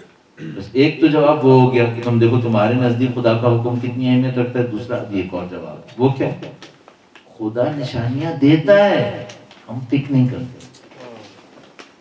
خدا تو نشانیاں دیتا رہتا ہے, ہم پک نہیں کر رہے. اگر پک کر لیں, امپورٹنس دے دیں, اس کے اوپر کچھ نہ کچھ انالیسس کر لیں تو ہمیں آسانی سے پتہ چل جائے گا بھائی ہمارا اسٹیٹس کیا ہے. اور اس کے اوپر پھر ہمیں محنت کرنی پڑے گی. پھر ظاہر ہے اس کے اوپر اپنی جو غلطیاں ہیں اس کو صحیح کرنا پڑے گا اور اپنے اندر امپروومنٹ لانی ہوگی. آپ کے سلسلے کے آپ کے اس جواب میں ایک اور اضافہ کرتے ہوئے, کیا ہمیں یہ پتہ نہیں چلتا کہ ہماری کمی کیا ہے؟ مثلا میں زندگی گزارتا رہا ہوں, کیا مجھے پتہ نہیں چلتا کہ میری کمی کیا ہے؟ کچھ نہ کچھ وقت کے بعد مجھے احساس ہو جاتا ہے کہ میری کمی ہے. اس کو دور کرتے ہیں, اس پہ محنت کرتے ہیں. اللہ کے نزدیک آپ کا مقام بڑھتا رہے. اپنی کمی کو آئیڈینٹیفائی کریں, اس کمی کو دور کرتے رہیں. اچھا اب ایک اور سوال لوگ کرتے ہیں, کیونکہ اب پتہ نہیں دوسرا سوال ہوگا بھی نہیں ہوگا تو میں اسی کے اندر تھوڑا سا اور جواب دے دوں. وہ یہ کہ کون سی کمی کو آئیڈینٹیفائی کریں. بھائی میں طالب علم ہوں, 30 سال 32 سال, میں نے عرض کیا میرے اندر بہت ساری کمی ہے اور میں نے کچھ کمی کو پوائنٹ آؤٹ کیا کہ یہ میری ڈیفیشنسی ہے, یہ میری ڈیفیشنسی ہے. تو کس کے اوپر سب سے زیادہ محنت کروں؟ تو میں کہوں گا اس ڈیفیشنسی پہ سب سے زیادہ محنت کرو جس کے بارے میں تمہارے مخلص دوست پریشان ہیں. مثلا میرا کوئی مخلص میرے پاس آ کے کہتا ہے کہ فلانی تمہارے اندر یہ مسئلہ حل ہو جاتا نا تو بہت اچھا ہوتا. اس کو دور کرو. وہ مخلص نہیں ہوتے, میں مخلصین کی بات کر رہا ہوں. مخلصین کون ہوتے ہیں؟ مثال کے طور پر ماں مخلص ہوتی ہے, خاص کر وہ جن کے اطراف میں کچھ سادہ مصنوعی زندگی سے ہٹ کر پاکیزہ لوگ زندگی گزارنا. ان سے پوچھے میرے اندر خرابی کیا ہے, وہ کھرے منہ سے بتائے گا تیرے اندر یہ گڑبڑ ہے, اس کو صحیح کر دو. پتہ چل جائے گا. اسی محاورے میں عرض کر رہا ہوں، یعنی بات میں عرض کر رہا ہوں. وہ ایک تھے اپنے اشفاق احمد گئے، اپنی اماں سے کہا کہ میں جرنلسٹ بن گیا ہوں. تو انہوں نے پوچھا بھائی یہ کیا ہوتا ہے؟ تو اس نے کہا کہ میں دوسروں کی خبریں لوگوں کو بتاؤں گا. تو اس نے کہا کہ پتر یہ بھی کوئی کام ہے؟ تو اپنی خبر لوگوں کو بتا، تو دوسروں کی کیوں بتا رہا ہے؟ یہ تو غلط کام ہے کہ تو دوسروں کی باتیں دوسروں کو بتا رہا ہے، اپنی باتیں دوسروں کو بتا. تو اب میں اپنی باتیں تو اس وقت بتاؤں گا جب میں کسی قابل ہوں گا. اب دیکھیں ماں کی بات میں کیا میسج ملا، اپنے آپ کو قابل بناؤ. بات صحیح ہے. البتہ اس میں کچھ احمقانہ لطیفے بھی ہوتے ہیں. آپ نے اتنا سیریسلی لیا ہوا ہے، پتہ نہیں سیشن کو کیوں، آپ کے مسائل کیا ہیں یہاں پر. لیکن بہرحال میں آپ کو ایک لطیفہ سناتا ہوں تاکہ اللہ کرے آپ کا دماغ آسان ہو جائے. وہ ایک آدمی تھا، وہ ڈاکٹر بنا اپنے باپ کے پاس گیا. وہ باپ بیچارہ بہت سادہ آدمی تھا. اس کے پاس گیا، اس نے جا کر کہا کہ بابا میں ڈاکٹر بن گیا. اس کے باپ نے پوچھا کہ بیٹا تو کس چیز کا ڈاکٹر بنا؟ تو اس نے کہا میں دل کا ڈاکٹر بنا، ہارٹ اسپیشلسٹ بنا. تو اس نے کہا پتر یہ تو نے کیا غلطی کر دی؟ اس نے کہا کیوں؟ کہنے لگا ابے دل تو ایک ہوتا ہے، دانت دیتا ہے جو 32 ہوتے ہیں، تو تیری کمائی بنتی کوئی، تو دل کا لے کے بیٹھ گیا تو ایک ہی ہوتا ہے. اب یہ ہے کہ ہر ایک آدمی کا اپنا ایک لیول ہوتا ہے. آپ کسی مخلص آدمی کے پاس جائیں، اس مخلص آدمی سے جس کے اندر سادہ دل ہو لیکن اس کو یہ پتہ ہوتا کیا ہے، اس سے پوچھیں بھائی میری خرابی کیا ہے، تو وہ آپ کو بالکل پن پوائنٹ کر دے گا کہ بھائی تیرے اندر یہ خرابی ہے، اس کو صحیح کر لو، معاملہ بہتر ہوتا ہے. تو یہ تھوڑا سا لینتھی جواب ہوگا. درود بھیجیں محمد و آل محمد. اللہم صل علی محمد و آل محمد. عاطف بھائی کی کوشچن سے ایک کوشچن میرے مائنڈ میں آیا کہ انسان مسائل اور آزمائش میں کس طرح ڈفرینشیٹ کرے. صحیح، یہ بہت کامن کوشچن ہے اور لوگوں کے ذہن میں یہ سوال بہت زیادہ آتا ہے. بالکل صحیح آیا آپ کے ذہن میں. ان کا سوال یہ ہے کہ ہم اس بات کو کیسے ڈفرینشیٹ کریں کہ یہ اللہ کی طرف سے آیا ہوا ایگزام ہے یا اللہ کی طرف سے آیا ہوا ایک بڑی ٹرم میں بالکل اس طرف رائٹ لیفٹ پہ عذاب ہے. تو ایک دفعہ کیا ہوتا ہے اللہ کی طرف سے ایک پنشمنٹ آئی گی، ایک عذاب آیا ہوا اور سختی آئی گی. اور ایک دفعہ کیا ہوتا ہے کہ سختی آئی ہے لیکن یہ عذاب نہیں ہے بلکہ اللہ مجھے اور اپ گریڈ کرنا چاہتا ہے، تو اپ گریڈ کرنے کے لیے میرا ٹیسٹ لے رہا ہے. صحیح ہے. اس کو کیسے ڈفرینشیٹ کیا جائے گا؟ اس میں ظاہر ہے کہ ہم ڈفرینشیٹ کریں گے تو ہمیں فائدہ کیا ہوگا؟ ڈفرینشیٹ کریں گے تو فائدہ یہ ہوگا کہ دل مطمئن ہوگا کہ بھئی اگر خدا میرا ٹیسٹ لے رہا ہے تو میں کہوں گا یار بہت اچھا ہو گیا، چلو میں اپ گریڈ ہونے والا ہوں نا، تھوڑا سا ٹیسٹ بھی ہو جائے تو کوئی بات نہیں. لیکن اگر مجھے پتا چلے کہ بھائی یہ پنشمنٹ ہے تو میں جا کے پیچھے چیک کروں کہ بھائی میں نے غلطی کیا کی ہے جو مجھے پنشمنٹ مل رہی ہے، تاکہ میں اس پنشمنٹ کے ریزن کو ختم کر دوں تو یہ پنشمنٹ بھی ختم ہو جائے گی. تو ہم کیا کرتے ہیں، جیسے آپ لوگ سب زندگی میں دیکھتے ہیں، ہم لوگ ایس او پیز بناتے ہیں نا ساری سوسائٹی میں کہ بھائی کسی بھی معاملے کو ٹیکل کرنے کے لیے ایس او پی کیا ہے اس کا. تو آپ ایسا کریں کہ آپ مشکلات کے مقابلے میں ایک ایس او پی بنا لیجیے. جب بھی آپ کی زندگی میں کوئی مشکل آئے آپ ان دونوں آپشنز کو ٹیکل کر لیں. وہ کس طریقے سے؟ سب سے پہلے تو آپ اصول بنائیں کہ مشکل عذاب کی ہو یا مشکل ٹیسٹ کی ہو، مجھے خدا سے اپنے رابطے کو صحیح کرنا ہے. کیوں؟ اگر عذاب کی ہے تب بھی اور ٹیسٹ کی ہے تب بھی خدا کے ساتھ رابطہ تو اچھا کرنا ہے نا. تو مشکل کے نتیجے میں میں خدا سے دور نہ چلا جاؤں. سب سے پہلا کام تو یہ رہا کہ مشکل آئی ہے، مجھے خدا کے ساتھ رابطے کو اچھا کرنا ہے تاکہ میں خدا سے دور نہ چلا جاؤں. دوسرا کام یہ کروں کہ میں اپنی لائف کا تھوڑا سا ریویو کر لوں کہ جو غلطیاں کر رہا ہوں وہ غلطیاں کیا ہیں. کیوں؟ اگر عذاب ہے تو ان غلطیوں کی وجہ سے آیا ہے تو مجھے ریویو کر لینا چاہیے. اور اگر ٹیسٹ ہے تاکہ میں اپ گریڈ ہو جاؤں تو ان غلطیوں کے ساتھ اپ گریڈ نہیں ہوں گا، تو مجھے اپنی غلطیوں کو ریویو کر لینا چاہیے. تیسرا کام میں آپ کی خدمت میں اضافی عرض کروں گا. پہلا کام خدا سے رابطہ اچھا کرو، دوسرا کام اپنی غلطیوں کو صحیح کرو، تیسرا کام کوئی چھوٹا سا اچھا کام خدا کے سامنے گفٹ کے طور پہ پیش کر دو کہ خدا اس مشکل کو میرے لیے آسان کر. کوئی اچھا سا کام کرو چھوٹا سا، اس کو خدا کے سامنے تحفے کے طور پہ پیش کر دو کہ خدایا اس کے صدقے میں میری اس مشکل کو آسان کر دے میرے لیے.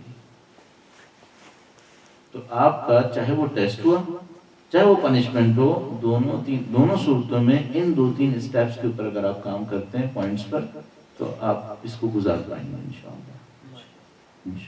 درود بھیجیے گا محمد وعلی محمد۔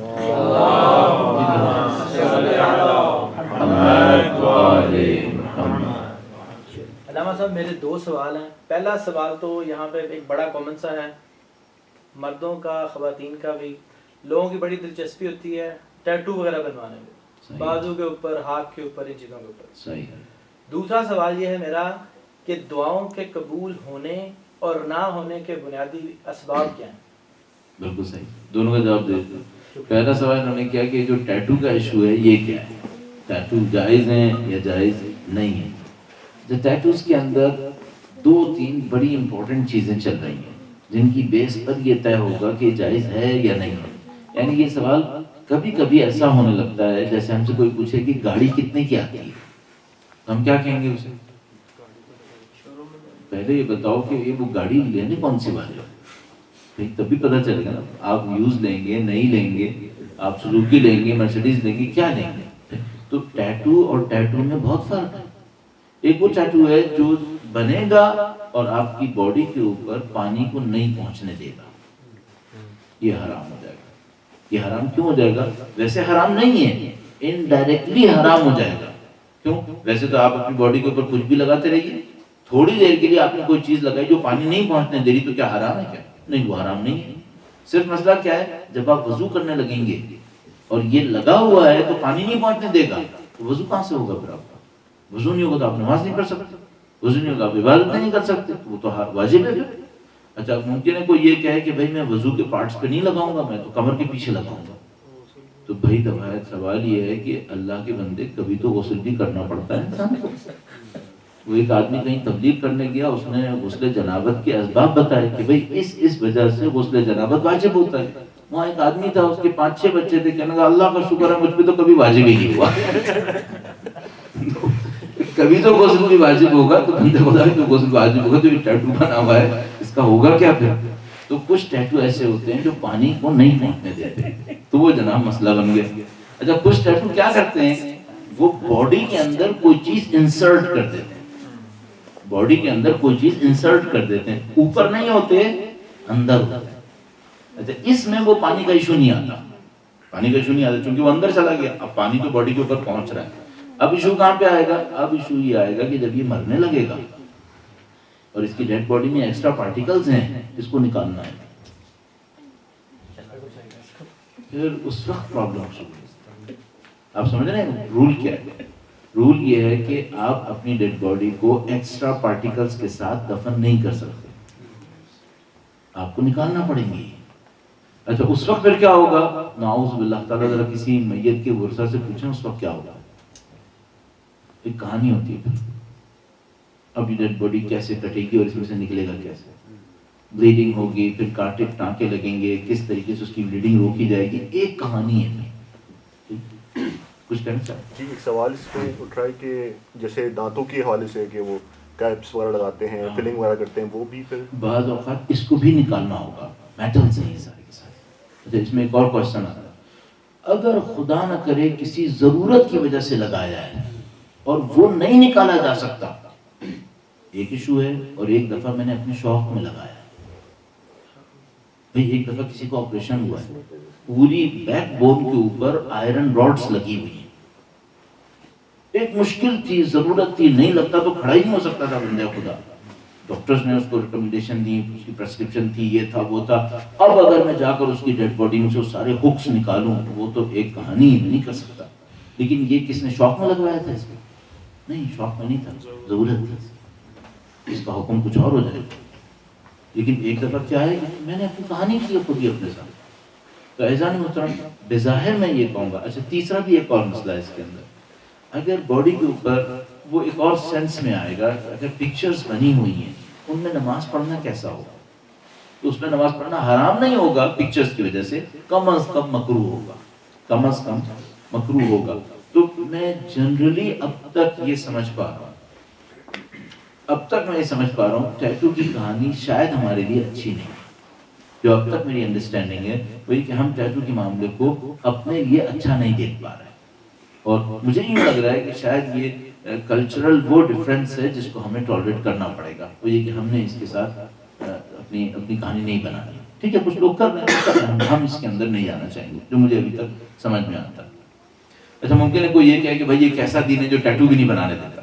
تو بھائی دین کچھ ریسٹرکشنز لگاتا ہے ہماری بہتری کے لیے. دین کچھ مسائل میں آتا ہے. وہ ایک آدمی نے کہا کہ بھائی یہ کیا مصیبت ہے، والدین اس وقت ملتے ہیں جب ان کو ہم صحیح بھی نہیں کر سکتے. اتنے بوڑھے بوڑھے مل جاتے ہیں، ان کو ہم صحیح بھی نہیں کر سکتے. تو ظاہر ہے والدین بچپنے میں تو نہیں ملیں گے نا، والدین تو بڑی عمر میں ملیں گے ظاہر ہے، ورنہ آپ کہاں سے آئیں گے پھر وہاں. تو کچھ چیزیں ہوتی ہیں جو دین کی طرف سے ریسٹرکشنز ہوتی ہیں، ہماری بہتری کے لیے ہوتی ہیں. آپ کا دوسرا سوال کیا تھا؟ دوسرا سوال میرا یہ تھا کہ دعاؤں کے قبول ہونے یا نہ ہونے کے بنیادی اسباب کیا ہیں؟ انہوں نے پوچھا کہ دعاؤں کے قبول ہونے اور دعاؤں کے قبول نہ ہونے کے بنیادی اسباب کیا ہیں. بہت اچھا کیا آپ نے، شروع سے کہا اسباب کیا ہے، یعنی ایک سبب نہیں ہوتا، کئی اسباب ہوتے ہیں، کئی سبب ہوتے ہیں. مثال کے طور پر یوں سوچ لیجئے کہ بہت دفعہ ایسا ہوتا ہے ہم دعا مانگ نہیں رہے ہوتے، صرف دہرا رہے ہوتے ہیں، پڑھ رہے ہوتے ہیں. مثال کے طور پر انصافاً دیکھیے تو آپ نے دعا ابو حمزہ شمالی پڑھی ہوگی، کتنا حصہ اس میں سے اللہ سے مانگا ہے؟ پتہ ہی نہیں چلا کیا پڑھا. تو مانگے کیا؟ اگر آپ مجھے ہیبرو کا ایک ٹیکسٹ دے دیں اور میں ہیبرو کا ٹیکسٹ پڑھ لوں اور اس کے بعد مجھے یہ پتہ ہی نہ ہو کہ اس میں لکھا کیا تھا جو میں نے کہا، تو میں کہوں گا کہ میں نے اللہ سے دعا مانگی، پوری کیوں نہیں ہو رہی؟ جا کے دیکھو تو صحیح اس میں ہے کیا، پھر اس کو مانگو، ڈھنگ سے مانگو. بس پہلا مسئلہ کیا ہے، وہ یہ کہ آپ اگر دعا مانگ رہے ہیں تو ڈھنگ سے دعا مانگو. جا کے اس کو دیکھیں اس کے اندر لکھا کیا ہے، آپ جو خدا سے مانگ رہے ہیں وہ ہے کیا. ایک دفعہ میرے ذہن میں آیا، میری والدہ نے، ظاہر سب کی والداؤں نے ان کے اوپر بہت سارے احسان کیے ہوئے، میری والدہ نے میرے اوپر بہت سارے احسان کیے ہوئے. ان احسانات میں سے ایک احسان یہ ہے کہ انہوں نے ہمیں بچپن سے قرآن کریم کے جو سر پہ رکھنے والے اعمال تھے وہ سکھائے. اور ہم کبھی ایسے علاقے میں رہتے تھے جہاں آس پاس میں مسجد نہیں بھی ہوتی تھی، تو وہ بیچاری ہمیں ساتھ لے کے جمع کرتی تھی اور وہ قرآن سر پہ رکھ کر جو اعمال انجام دیتے ہیں ماہ رمضان کے اندر وہ کروا دیا کرتی تھی. کافی عرصے کے بعد مجھے ایک بات سمجھ میں آئی کہ جو میں سر پر قرآن رکھ کے کہہ رہا ہوں، یہ تو دیکھوں کیا کہہ رہا ہوں. ایسا نہ ہو جس کو ہم لوگ اردو میں کہتے ہیں لینے کے دینے پڑ جائیں. میں تو کچھ لینے گیا تھا، پتہ چلا پتہ نہیں کیا کہہ کے آ گیا ہوں اور اس کو پورا بھی نہیں کیا. ہمیں دیکھنا چاہیے کہ بھئی آپ کیا ہے. تو پہلا پوائنٹ کیا ہے؟ پہلا پوائنٹ ہے کہ بھئی آپ دعا مانگ رہے ہیں، دعا ڈھنگ سے مانگنا، ایک پوائنٹ. دوسرا معاملہ یہ ہے کہ اگر میں کوئی دعا مانگ رہا ہوں جو میرے نقصان میں ہے، 10 سال بعد مجھے پتا چلے گا میرے نقصان میں ہے، تو بہتر کیا ہے؟ ابھی خدا پوری کرے یا نہ کرے؟ نہ کرے. 10 سال تک میں کیا سوچتا رہوں گا کہ خدا نے میری دعا پوری نہیں کی، اتنی میں نے دعا مانگی، اتنی دعا مانگی، پوری نہیں کی. اور خدا کا نظام کیا کہے گا؟ بیٹا ابھی 10 سال میں 2 سال گزرے، 8 سال بعد پتا چلے گا. یہ دوسرا پوائنٹ. کبھی خدا دعا پوری نہیں کرتا، اس کو پتا ہوتا ہے اس کی میں نے دعا پوری کر دی، میں اس کے لیے مصیبت ہی مصیبت نہیں کروں گا، کیونکہ ہمیں چاہتا ہے. تیسرا پوائنٹ بڑا مزیدار پوائنٹ تھا. ایک دفعہ میں اپنے گھر میں بیٹھا تھا، فجر کی نماز، اس سردیوں کا وقت تھا تو کافی دیر سے قضا ہوتی تھی. تو بچے اٹھے اسکول جانے کے لیے، میرا بیٹا وہ بھی اسکول جانے کے لیے، کافی وقت پہلے کی بات ہے. تو وہ تیار ہوا اسکول جانے کے لیے. میں نے کہا بیٹا ابھی تو کافی ٹائم ہے، تو تم ایسا کرو وضو کر کے نماز پڑھ. تیار کھڑے ہو، وضو کر لو، نماز پڑھ لو. اب ذرا اس کو ساکس چینج کرنے کو اتارے. خیر اس نے میرے کہے پہ صبر کر لیا. وہ گیا بیچارہ وضو کر کے آیا، اس نے نماز پڑھ لی. جب نماز پڑھ لی تو فوراً اٹھ کے جانے لگا. میں نے کہا بیٹا تم نے نماز پڑھ لی، دعا بھی مانگنا، اللہ سے کچھ مانگنا، تم نے نماز پڑھی نا، اچھی بات. تو مانگنے لگا، ہاتھ اٹھائے، پھر ایک دم سے مڑ کے مجھ سے کہنے لگا اتنا مانگتا ہوں دیتا کہاں ہے؟ میں نے کہا بھائی اتنا مت جھگڑا کرو، کوئی بات نہیں، ذرا بتاؤ تو صحیح کیا مانگا جو نہیں دیا. کہنے لگا اتنی وقت سے مانگ رہا ہوں، سائیکل دیتا ہی نہیں ہے. بالکل صحیح ہے، بچہ تو ظاہر یہی کہنا کہ بھائی آپ نے کہا تھا مانگو، میں مانگتا ہوں، دیتا کیوں نہیں ہے یہ. تو اب مجھے اس کو بتانا تھا کہ بیٹا یہ ہوتا ہے کہ بعض اوقات تمہارے ہاتھ میں غلط چیز آ جاتی ہے جس میں تمہاری مصلحت نہیں ہوتی. تو خدا تھوڑی ایسا ہے کہ وہ دکانداروں کی طرح کرے کہ بھائی اس کو پروڈکٹ بیچ دو، اس کا فائدہ ہو یا اس کا نقصان ہو. یہ نہیں کرتا. وہ کیا کرتا ہے، میں ایک دفعہ معذرت کے ساتھ میں کہانیاں سنانے کی مجھے عادت پڑ گئی نا، داستان گو بن گیا ہوں میں. ماشاءاللہ. ایک دفعہ میں گیا ایک جگہ، بچے نے سائیکل میں گھنٹی لگانی تھی، تو اس نے مجھ سے کہا کہ بابا وہ سائیکل کی گھنٹی لا. تو میں اسکول میں جہاں پڑھاتا تھا وہاں سے واپسی پہ اردو بازار کے پیچھے سائیکل کی دکانیں تھیں، وہاں چلا گیا. تو میں گلی کے اندر گیا تو وہاں پہ ایک سائیکل والا تھا، وہاں پہ مختلف سائیکلیں رکھی تھی، گھنٹیاں بھی رکھی ہوئی تھیں. تو میں نے ایک گھنٹی اس کے سامنے کہا، میں نے کہا بھائی یہ گھنٹی کتنے کی دو گے؟ کہنے لگا کہ مجھ سے لوگے تو میں 45 کی دوں گا، اندر چلے جاؤ گلی کے اینڈ میں ایک دکان ہے وہاں 40 کی بھی مل جائے گی، 35 کی بھی مل جائے گی. میں نے کہا لیکن وہ 2 نمبر کی ہوگی. کہنے لگا نہیں یہی والی. میں نے کہا بھائی تو تم 45 کی کیوں دے رہے ہو؟ کہنے لگا میری گلی شروع میں، میری دکان شروع میں اس کا کرایہ زیادہ ہے، مجھے اس کی کرائے کی خاطر 5 روپے اوپر رکھنا پڑتا ہے. آپ اندر چلے جاؤ، واکنگ کر دو، اندر چلے جاؤ، وہ دکان ہے وہاں سے 40 روپے کی مل جائے گی. سچائی ہے یا نہیں؟ یہ سچائی ہے.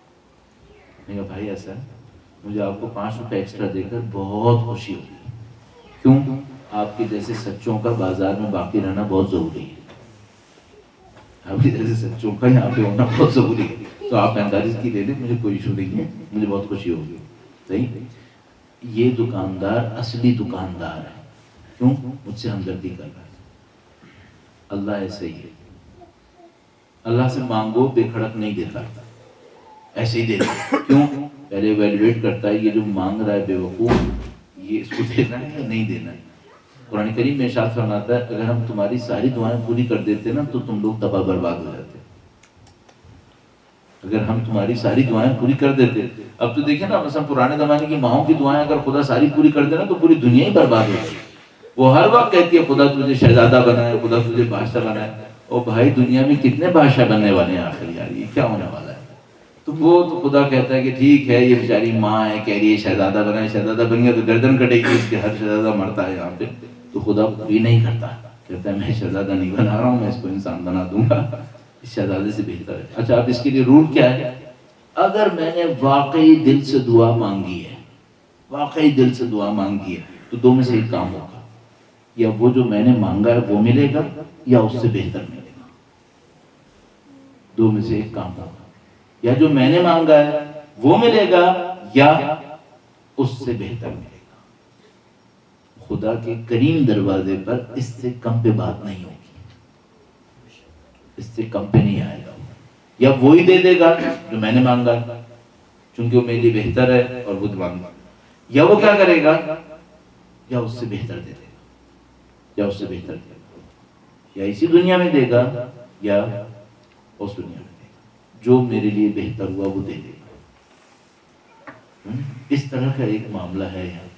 آپ دعا ضرور مانگیں، دعا ضرور مانگیں. کیوں؟ خدا تعالیٰ فرماتا ہے ما یعبأ بکم ربی لولا دعاؤکم.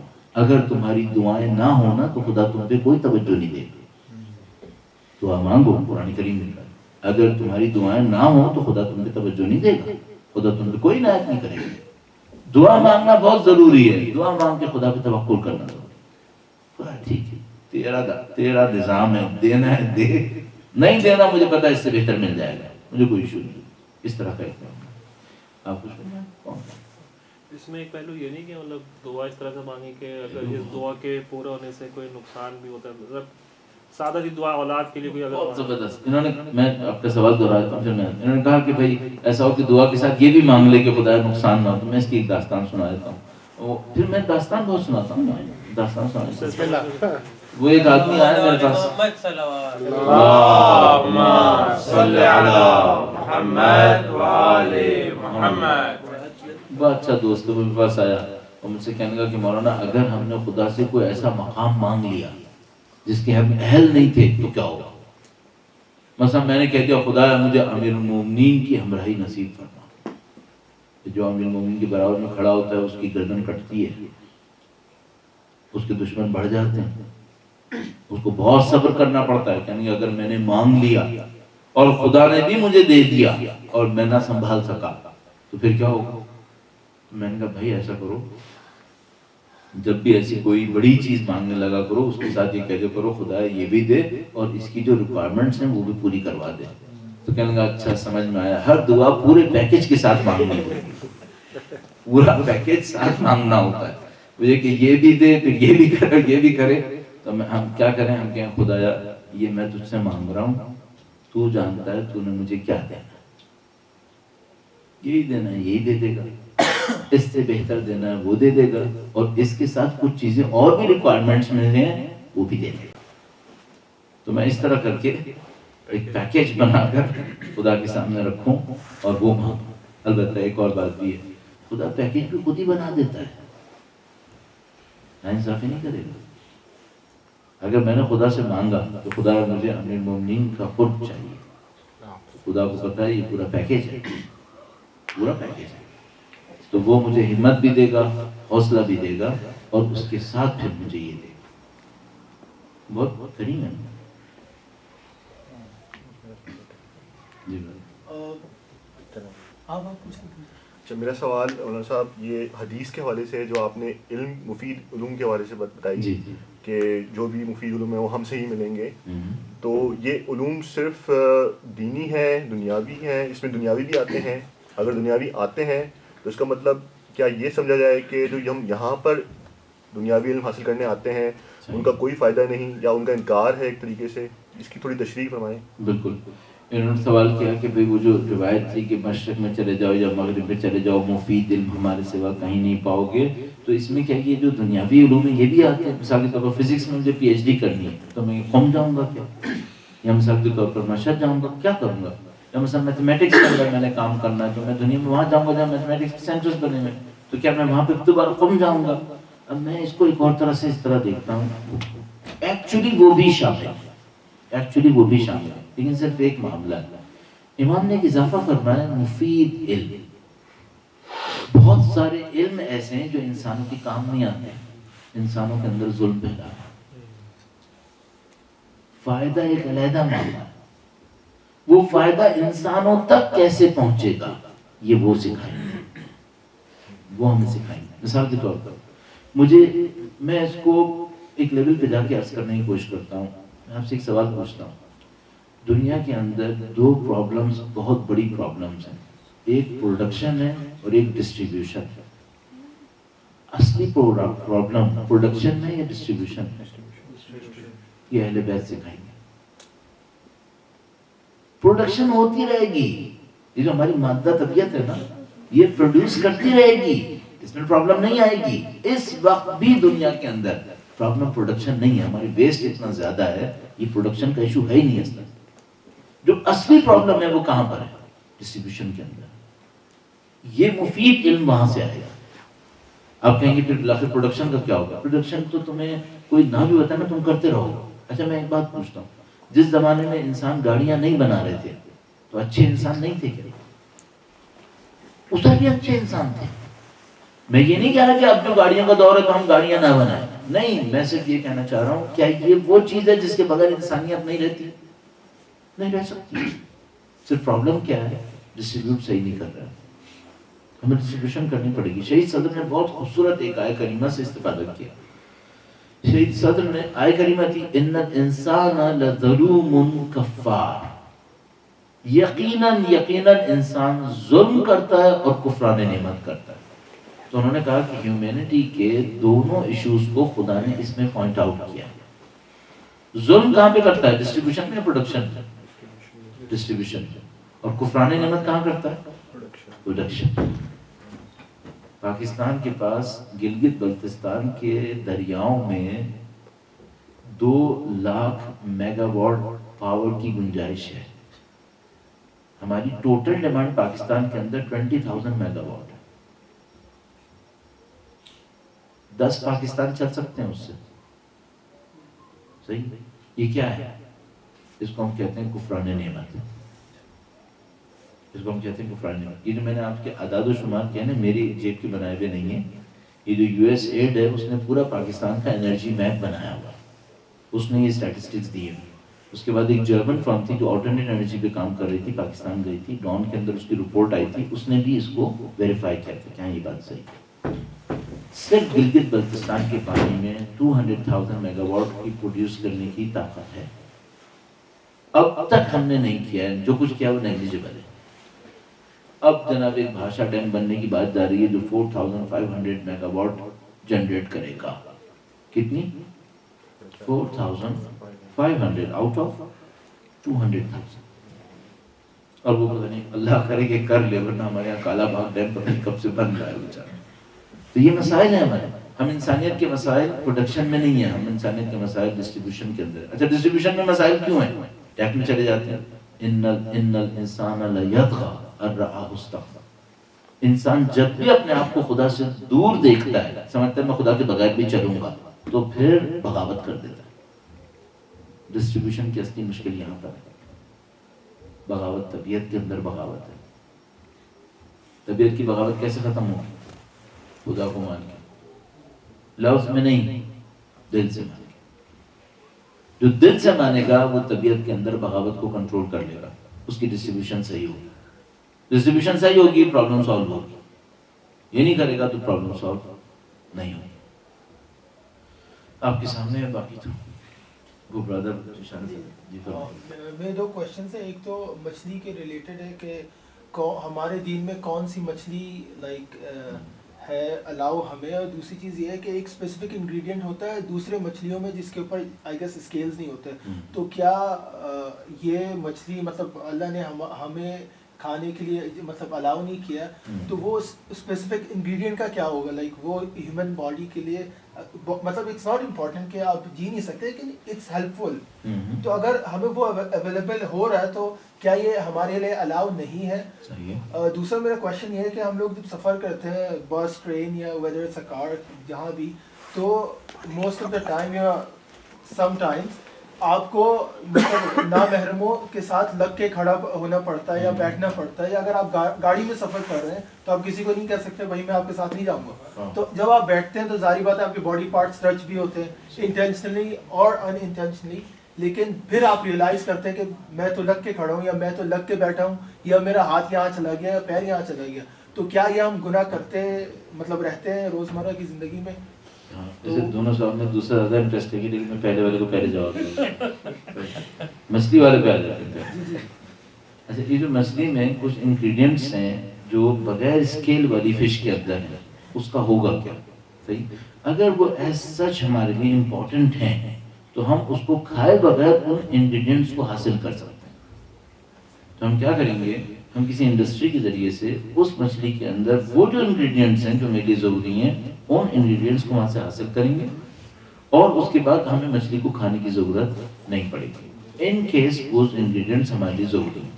صحیح، لیکن میں اپنے طور پہ سوچتا ہوں کہ اگر خدا کے دین نے مجھے اس سے منع کیا ہے، اس کا مطلب ہے یا اس سے بہتر دیا ہوگا یا اس کا کوئی آلٹرنیٹ دیا ہوگا. حکیم سعید کا نام یاد ہوگا آپ کو؟ حکیم محمد سعید بیچارے ایک ٹارگٹ کلنگ میں مارے گئے تھے. میں اپنے بچپنے میں حکیم سعید کا بہت فین تھا اور ابھی بھی کافی حد تک ہوں. حکیم سعید کو میں نے اپنے بچپنے میں ایک دفعہ ایک لیٹر لکھ کے بھیجا، اور لیٹر لکھ کے بھیجا، ان سے کہا کہ میں آپ کو بہت پسند کرتا ہوں، میں آپ کا نون حال بچپن سے دیکھ رہا ہوں، یہ کر رہا ہوں وہ کر رہا ہوں، آپ مجھے اپنی ایک تصویر بھیج دیں.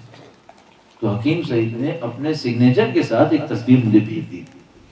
تو میں ابھی تک اس کو یاد کر کے خوش ہوتا ہوں. جب وہ تصویر میرے ہاتھ میں آئی تھی تو میں کتنا خوش ہوا تھا. حکیم سعید اچھے آدمی تھے. حکیم سعید ایک جملہ کہتے تھے خدا نے جس علاقے میں جو بیماری رکھی ہے اس کا علاج اسی علاقے میں رکھ دیا ہے. آپ لوگوں دوست، اور ایسا بہت ہے کہ جی تو یہ تھوڑا مشکل نہیں کر دیا اللہ تعالیٰ نے ہمارے لیے اکارڈنگ ٹو اسلام؟ ہاں وہ میں اس لیے اگر وہ ہم کھا لیں تو ہمیں نہیں معلوم اور پھر کیا مشکل آنے والی ہے، ہمیں کیا پتا. آپ ذرا تھوڑا کلیئر کر دیں کہ کیا کیا ہمیں ہم کھا سکتے ہیں ہمارے دین میں اکارڈنگ ٹو جو حلال ہے وہ سب کھا سکتے ہیں. جیسے میں مذاق کر رہا ہوں، میں یہ کہنا چاہ رہا ہوں کہ جو آپ کے لیے مچھلی حلال ہے وہ تو آپ کھائیں گے. وہ جو حرام ہے آپ نے کہا نا بھائی اس کے اندر کوئی انگریڈینٹ حلال تو ہے لیکن اکارڈنگ ٹو کہ مجھے کون سی قسم کی مچھلی حلال ہے وہی جو آپ نے رول دیا تھا. یہی ہے نا. نہیں، ایک تو اہل تشریع الگ حلال مطلب کے لیے الگ ہوتی ہے جس کے اوپر آئی گیس اسکیلز ہو، اور جو رول یہی سنی ہے وہ حلال تو بہت ساری ہوتی ہے نا. تو ہم کون سی کھا سکتے ہیں؟ میں عرض کر رہا ہوں دیکھو، ایک تو میں ہم اور تم میں نہ جاؤں، میں اپنے طور پہ کیا عرض کر رہا ہوں، میں عرض کر رہا ہوں اگر وہ ہمارے مذہب میں حلال میں نہیں کھا سکتا اس کا مطلب وہ میرے حلال نہیں ہے. ٹھیک ہے. پھر آپ یہ نہیں کہے گے کہ حلال تو ہے میں کھا نہیں سکتا ہوں, نہیں, پھر یہ حلال نہیں ہے اس کا مطلب. اب جو حلال ہونے کی ڈیفینیشن ہے وہ ایگزیکٹلی وہی ہے جو آپ کے ذہن میں ہے. میں اس کو اس طرح سرچ کر رہا ہوں, مثلا اگر مچھلی کے اوپر اسکیل ہے تو یہ مچھلی کھائی جا سکتی ہے اور حلال ہے, ٹھیک ہے. اگر مچھلی کے اوپر اسکیل نہیں ہے پھر یہ نہیں کھائی جا سکتی اور حلال بھی نہیں ہے, حلال بھی نہیں ہے, معاملہ ختم ہو گیا, یہ حرام ہو چکی ہے, ٹھیک ہے. اب میں آپ کو اس کوشچن پہ آتا ہوں, آپ نے کہا کہ وہ جو نہیں کھا سکتے, اچھا اس کی ایک ڈیٹیل بھی ہے, وہ یہ کہ اگر کوئی مچھلی ایسی ہوتی ہے جس کے اوپر اسکیل ہوتے ہیں, بعد میں چھوٹے ہوتے ہیں یا جھڑ جاتے ہیں, وہ کھا سکتے ہیں آپ, وہ کھا سکتے ہیں آپ, ٹھیک ہے. ہم اس کا کہہ رہے ہیں جس کی اسکیل ہے ہی نہیں اس کا, وہ نہیں کھا سکتے, نہیں کھا سکتے, حرام ہے, ٹھیک ہے. اب کوشچن یہ ہے کہ فرض کریں اگر آپ یہ کہیں وہ جو مچھلی نہیں کھا سکتے حرام ہے, اس کے اندر کوئی انگریڈینٹس ایسے ہوں جو مجھے ضروری ہوں, تو کیا ہوگا؟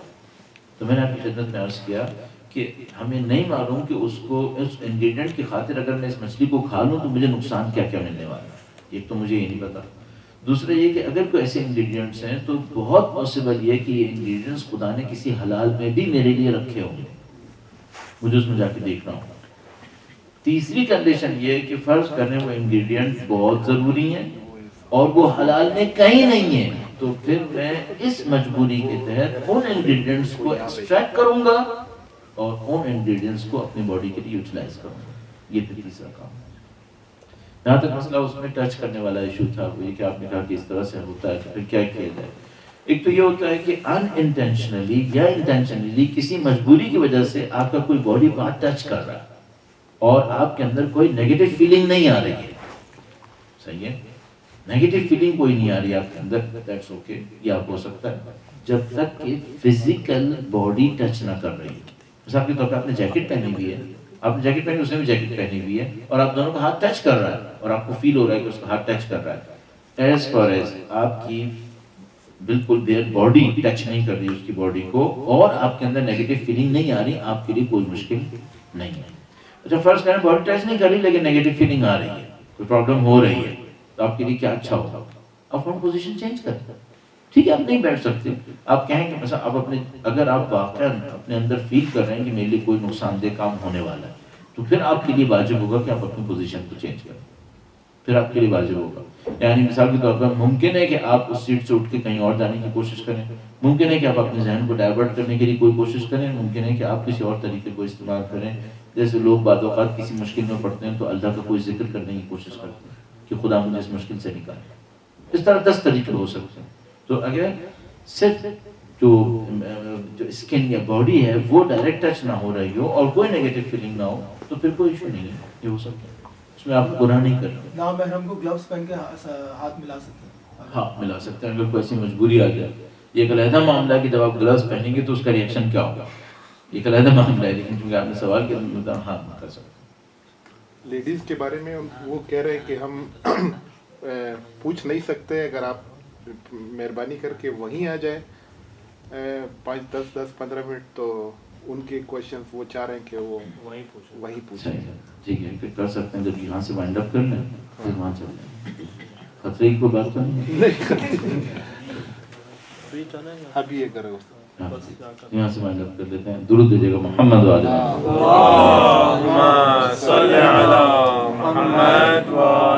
محمد. آج سوال تو 2 تھے لیکن دوسرے کو پڑھنے کے راستے سے صرف ایک سوال جو آپ نے امام کی حدیث بتائی ہے اسی کے بارے میں کہ کیا اس سے مراد یہ بات لی جا سکتی ہے کہ ہر چیز کی بنیاد کچھ اصولوں پہ رکھی جاتی ہے, جس طرح کائنات کے بارے میں ہم کہتے ہیں کہ اللہ تعالیٰ کی کچھ سنتیں ہیں, اس کے مطابق کائنات کا ہر نظام اور ہر کاز اینڈ ایفیکٹ کا سسٹم ہے. صحیح ہے. تو کیا امام کی اس حدیث سے ہم یہ مطلب لے سکتے ہیں کہ زندگی کی اور علم کی کچھ حکمتیں ہیں, وہ بنیادی اصول ہیں, اگر وہ آپ ائمہ طاہرین کی تعلیمات سے ڈیڈیوس کر لیں گے تو وہ آپ چاہے فزکس پہ اپلائی کریں چاہے مطلب کسی بھی فیلڈ میں اپلائی کریں, تو اصل بات وہ حکمتیں سیکھنا ہے جو ائمہ کی تعلیمات میں. کیا اس سے یہ مطلب لیا جا سکتا ہے؟ لے سکتے ہیں, یعنی اس طرح سے لے سکتے ہیں. بالکل آپ کی بات میں تائید کرنا چاہوں گا.